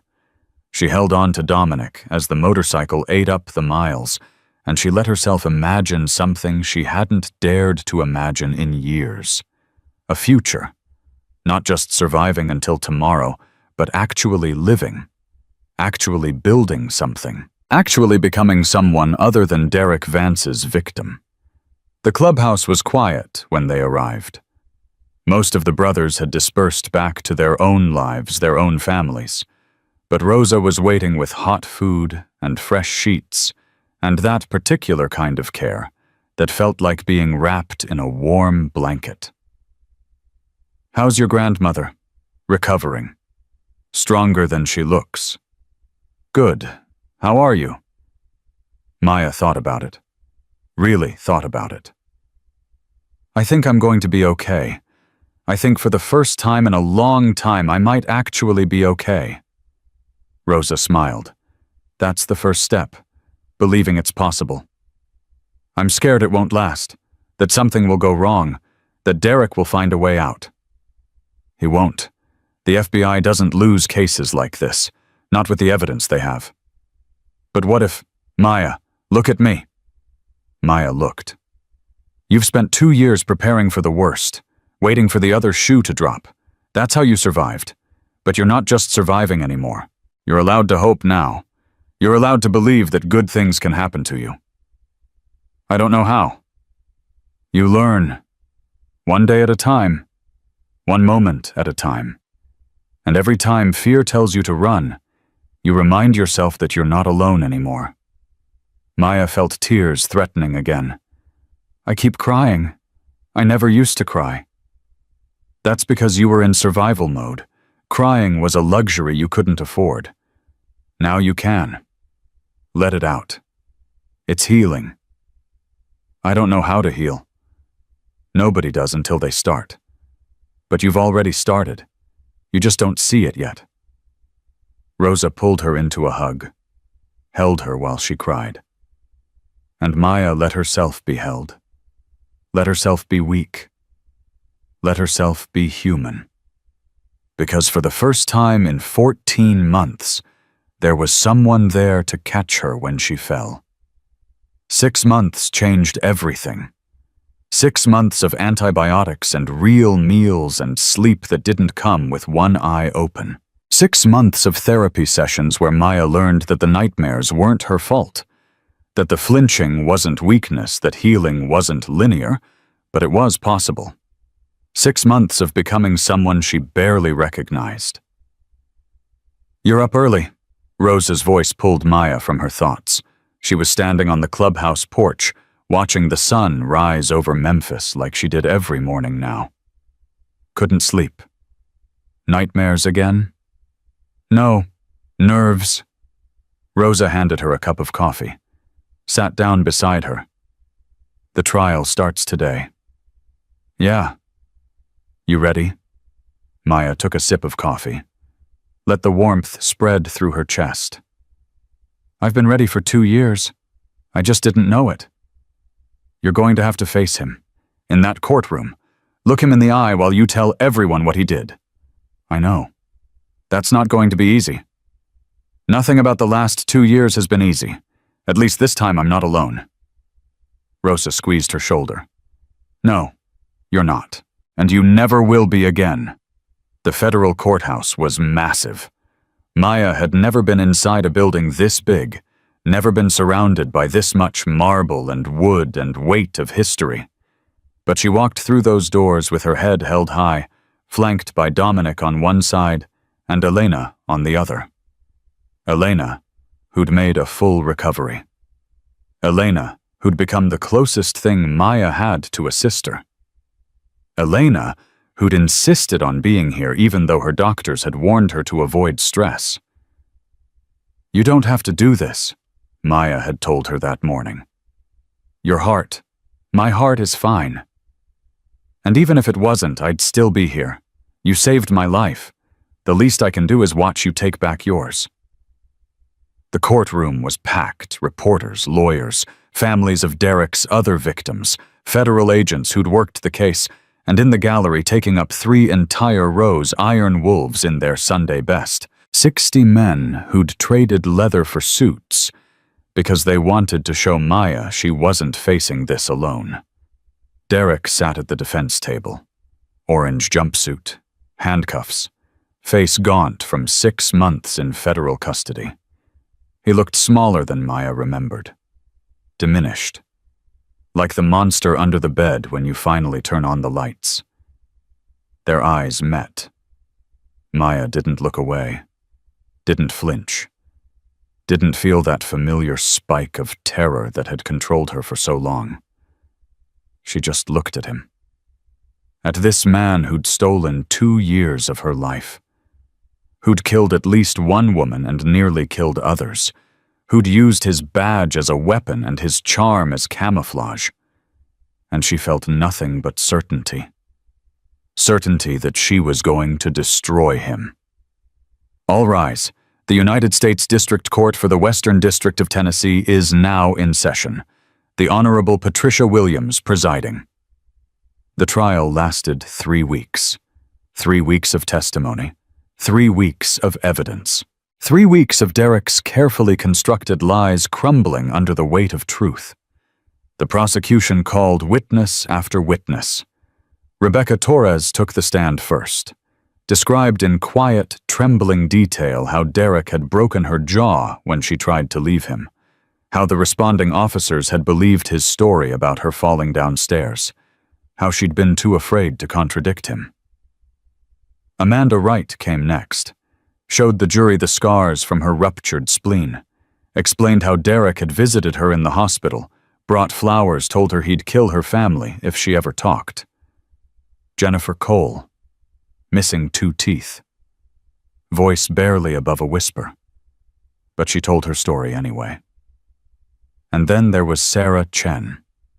Sarah couldn't testify. Sarah was dead. But her mother could. Helen Chen took the stand and described her daughter. Bright, ambitious, so full of life. She'd started dating a charming police officer, someone she thought would keep her safe. "When did you last see your daughter?" the prosecutor asked. "The day before she disappeared. She called me. She was scared. Said Derek had threatened her. Said she was going to file a restraining order." "Did she file that restraining order?" "Yes. The next day. 3 days later, she was gone." "And Derek Vance was the last person seen with her?" "Yes. At her apartment. The night she vanished."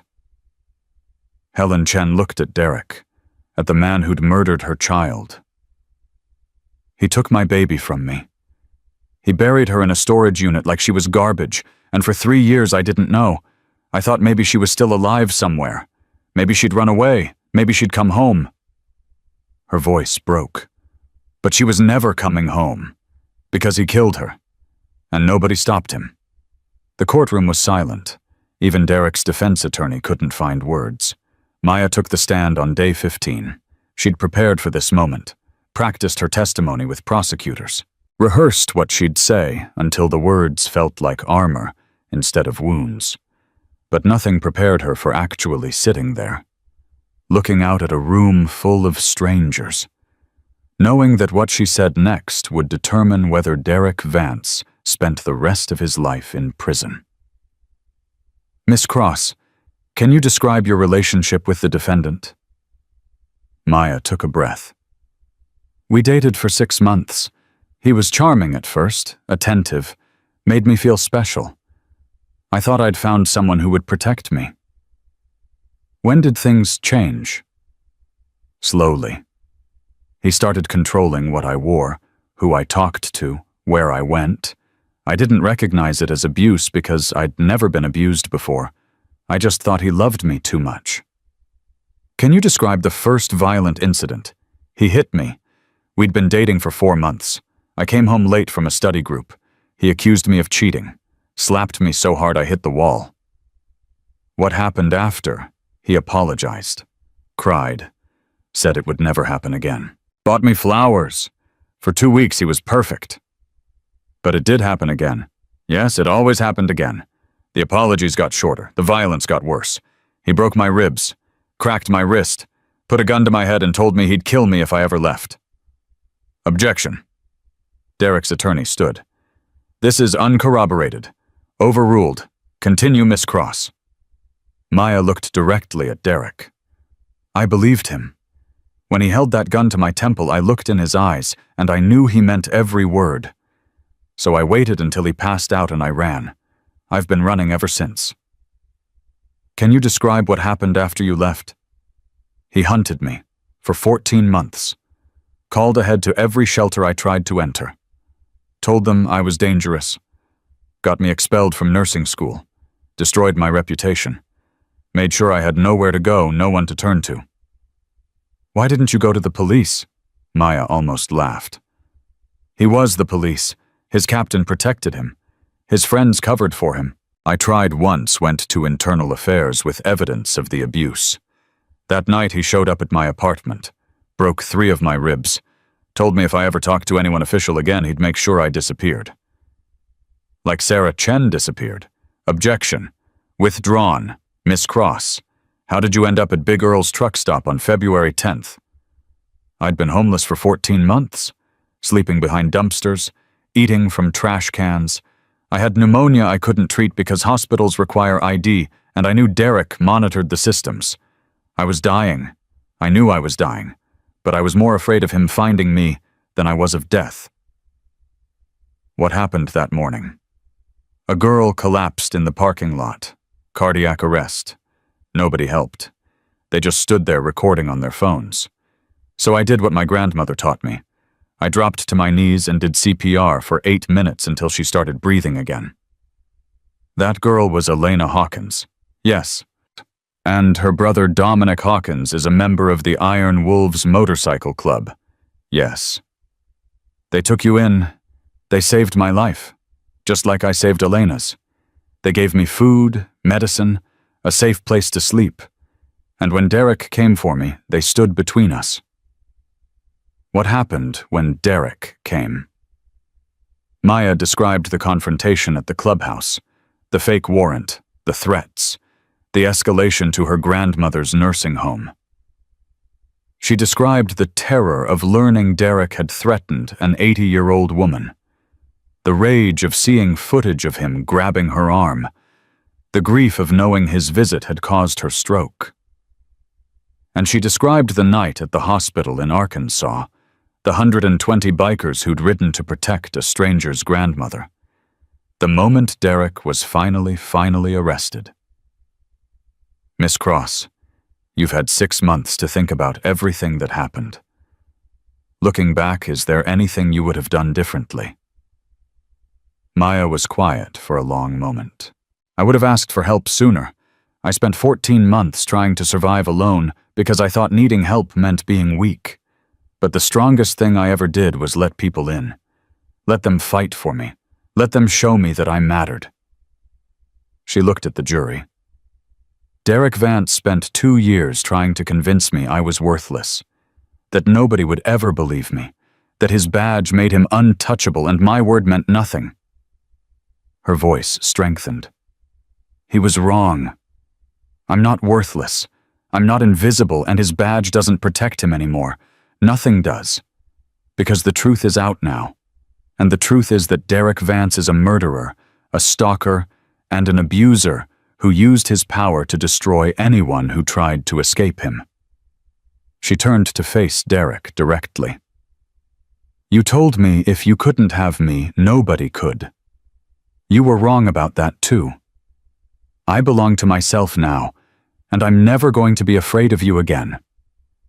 Derek's attorney tried to discredit her, called her unstable, suggested she was making up stories for attention, implied the Iron Wolves had coached her testimony. Maya answered every question calmly, factually, without anger, because anger was what Derek wanted. Anger was a weapon he could use.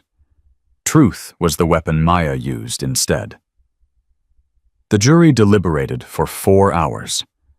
Maya sat in the gallery surrounded by the people who'd become her family. Dominic on one side, Elena on the other. Priest behind her, Rosa holding her hand. Every minute felt like an hour. Every hour felt like a lifetime. And then the doors opened and the bailiff called everyone back. "Has the jury reached a verdict? We have your honor. On the charge of first-degree murder in the death of Sarah Chen, how do you find—" "We find the defendant guilty." The courtroom erupted. Helen Chen collapsed into tears. The Iron Wolves broke into cheers.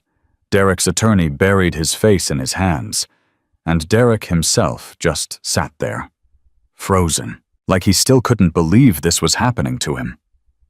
"On the charge of stalking, how do you find—" "Guilty. On the charge of assault causing bodily harm, guilty. On the charge of harassment, guilty. On the charge of elder abuse, guilty.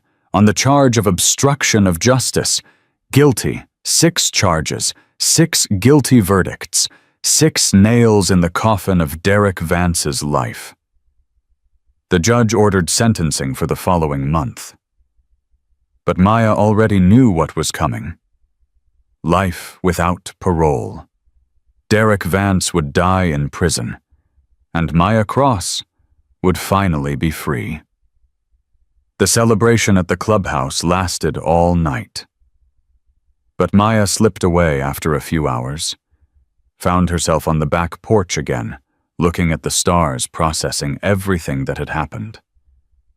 Dominic found her there. "You okay?" "I don't know. I thought I'd feel different, lighter, like something had been lifted. And I just feel tired, really, really tired." Dominic sat beside her. "That's normal. You've been running on adrenaline for 2 years. Your body doesn't know how to relax yet." "What if I never learn?" "You will. It just takes time." Everyone keeps saying that. Time heals, time helps, time fixes everything. But what if I don't have that kind of time? What if I'm too broken to fix? Dominic was quiet for a moment. "When I came back from Afghanistan, I thought I was unfixable. Saw too much. Did too much. Lost too many friends. I spent 3 years drinking myself into oblivion because I didn't know how else to cope. What changed? This club, these brothers, they didn't try to fix me. They just showed up, every day, reminded me I wasn't alone. Eventually I started believing them. And you healed. I'm still healing. Probably always will be. But I'm not drowning anymore. That's the difference." Maya looked at him. At this man who'd seen her at her worst and stayed anyway. "Thank you. For everything. For believing me when no one else did. For fighting for me when I couldn't fight for myself. You were always fighting Maya. You just didn't have backup. Now you do. Is that what you are, backup?" Dominic smiled, the first real smile she'd seen from him. "I'm whatever you need me to be. Friend, brother, backup, your call. What if I don't know what I need? Then we figure it out together. No rush, no pressure, just one day at a time." Maya felt something shift in her chest.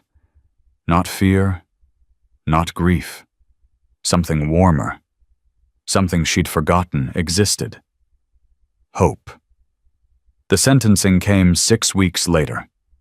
Life without the possibility of parole for the murder of Sarah Chen. 20 additional years for the other charges to be served consecutively. Derek would never see the outside of a prison again. When the judge delivered the sentence, Maya didn't cry. She just nodded, accepted it, let it settle into her bones like medicine finally curing a disease. It was over. Really, truly over. Derek was led away in chains. He tried to catch Maya's eye, tried to get one last piece of her attention. She didn't give it to him. She was already looking forward, already thinking about what came next, because for the first time in 2 years, there was a next. Maya enrolled in nursing school again. Different school, different city. Same dream. Her grandmother helped pay for it between the settlement from the nursing home lawsuit and the fund the Iron Wolves had raised there was more than enough. "You don't have to do this," Maya told her. "I can get loans. I can work." "Hush. This money is for you, for your future. Your mother would have wanted this. Mom's been gone a long time. Doesn't mean she stopped wanting things for you. That's how love works. It doesn't end." Maya started classes in January, found she hadn't lost the knowledge, just buried it. It came back quickly, the anatomy, the procedures, the calm under pressure that separated good nurses from great ones. Her professors noticed. "You have a gift," one told her. "The way you handle crisis situations. Most students freeze. You activate." "I've had practice." "Must have been some practice." "You have no idea." Elena called every week, sometimes more. They'd become sisters in every way that mattered, bonded by 8 minutes of CPR and everything that came after. "I'm getting a pacemaker next month," Elena said during one call. "Permanent one, should finally fix everything." "How do you feel about that? Scared, grateful, lucky, all at the same time?" "That sounds about right." "Maya, yeah. I never really thanked you, not properly. You saved my life, not just on that day, every day since. You gave me a future. You gave me one too. I didn't do anything. You did everything. You and your brother and this whole crazy family you let me into. I was dying when I met you, not just physically. My soul was dying, and you all brought me back." "That's what family does." "I didn't know that, not until I met you." "Well, now you know, and you're stuck with us forever." Maya laughed. The sound still surprised her sometimes, still felt foreign, but less foreign every day. Maya graduated from nursing school in December. Top of her class. Full honors. Offers from 3 different hospitals. She took the one in Memphis. Wanted to stay close to the people who'd saved her. Wanted to build something real in the place where she'd finally learned to stand. The ceremony was small. Just family. Her grandmother recovered enough to travel. Dominic and Elena. Rosa and Doc. Priest, and a handful of brothers who'd become uncles. When they called her name when she walked across that stage and accepted her diploma, she thought about everything she'd survived to get here. The abuse, the running, the hunger and cold and fear, the 8 minutes on frozen concrete that had changed everything. And she thought about her mother, Sarah Cross, who'd been a nurse too, who'd taught Maya to help people no matter what, who'd died too young but left behind a daughter strong enough to survive anything. "This is for you, Mom," Maya whispered. "I made it." Her first shift was terrifying, not because of the blood or the chaos or the endless stream of broken people, because it meant she was really doing this, really becoming someone who healed instead of someone who needed healing. Her supervisor noticed her hesitation. "You okay, Cross? You look like you're about to bolt." "I'm fine, just nervous." "Nervous is good, keeps you sharp. Just remember you're not alone in there. We're a team. I know. Do you? Because I've read your file. I know where you came from. I know what you survived. And I need to know you can handle this. Maya looked at her. I spent 8 minutes doing CPR on a stranger while 30 people watched and did nothing. I survived 14 months on the streets with a cop hunting me. I testified against my abuser in federal court and watched him get sentenced to life in prison. I can handle a 12-hour shift. Her supervisor smiled. That's what I needed to hear. Now get in there and save some lives. Maya's first patient was a young woman. Beaten, terrified, brought in by a boyfriend who had explanations for every bruise. Maya recognized the look in her eyes, the fear, the shame, the desperate hope that someone would see the truth without her having to speak it. I need to examine her alone, Maya told the boyfriend. Hospital policy. But I should stay. Hospital policy. You can wait in the lobby. The moment he was gone, Maya knelt beside the bed. Hey, I'm Maya. I'm your nurse tonight, and I need you to know something. The woman looked at her. I know what's happening. I know you're scared. I know you think nobody will believe you. But I believe you, and I'm going to help you get somewhere safe. Tears slid down the woman's face. He'll find me. He always finds me. That's what they want you to think. But it's not true. There are people who can help. Resources that can hide you. Ways out that he doesn't know about. How do you know? Maya pulled down her collar, showed the scar Derek had left. Because I was you. 2 years ago. And someone helped me escape. Now I help others. That's how it works. We survive. We heal. We reach back for the ones still trapped. The woman stared at the scar. You got out. I got out. And you can too if you want to. What if I'm too scared? Being scared is okay. I was terrified. But fear isn't a reason to stay. It's a reason to run. Maya held out her hand. Let me help you. Please. The woman looked at her hand. At her face. At the scar that proved Maya understood. And slowly, carefully, she took it. Maya worked the domestic violence unit for 3 years, helped 67 women escape abusive relationships, testified in court 11 times, started a support group that met every Thursday night at the Iron Wolves Clubhouse, and every February 10th, she and Elena met at Big Earl's truck stop, same parking lot, same spot where everything changed. They'd sit in the diner, drink coffee, and remember the day Maya had refused to watch a stranger die. You know what I think about sometimes? Elena asked during their 3rd anniversary. What? All those people who just stood there recording. 30 people with phones out and not one of them helped. What about them? I wonder if they watched the news, saw your story, saw what happened after. I wonder if any of them felt ashamed. Probably not. People have a way of convincing themselves they did enough just by being present. But they didn't. No, they didn't. And that's why we're still here. Because somebody has to be the one who acts instead of watching. Somebody has to be the one who doesn't walk past.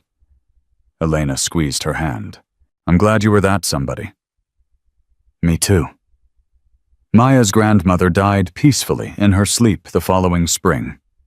93 years old, surrounded by family, not alone. Maya held her hand at the end, told her stories about nursing school, about the women she'd helped, about the life she was building. I'm proud of you, her grandmother whispered near the end.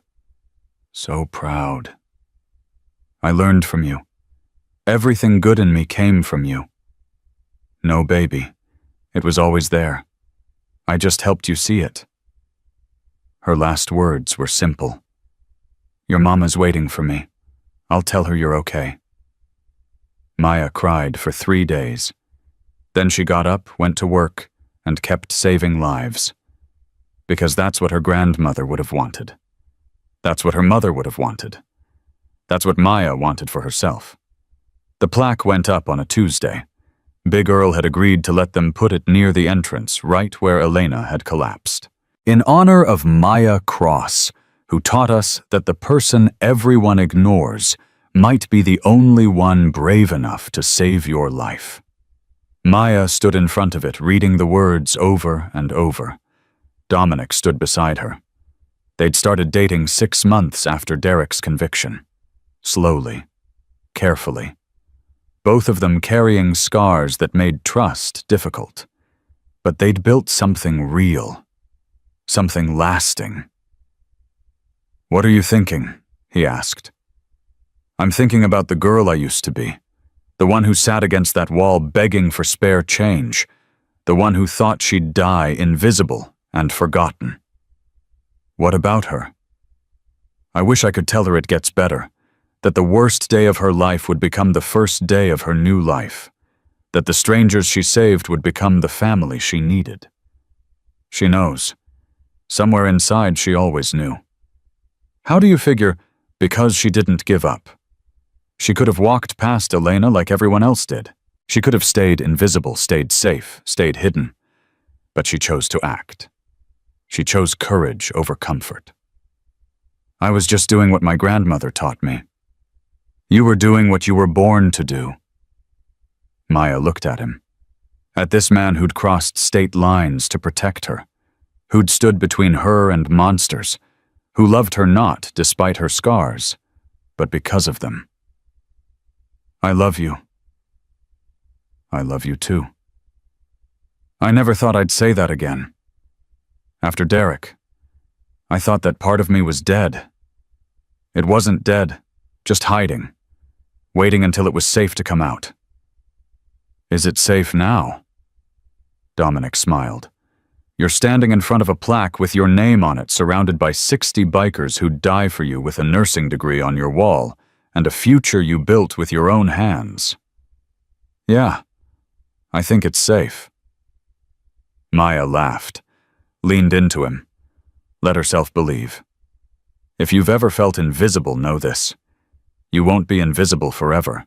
Somewhere out there, someone is waiting to see you. Maybe they're a stranger on a motorcycle. Maybe they're an old woman with wisdom and patience.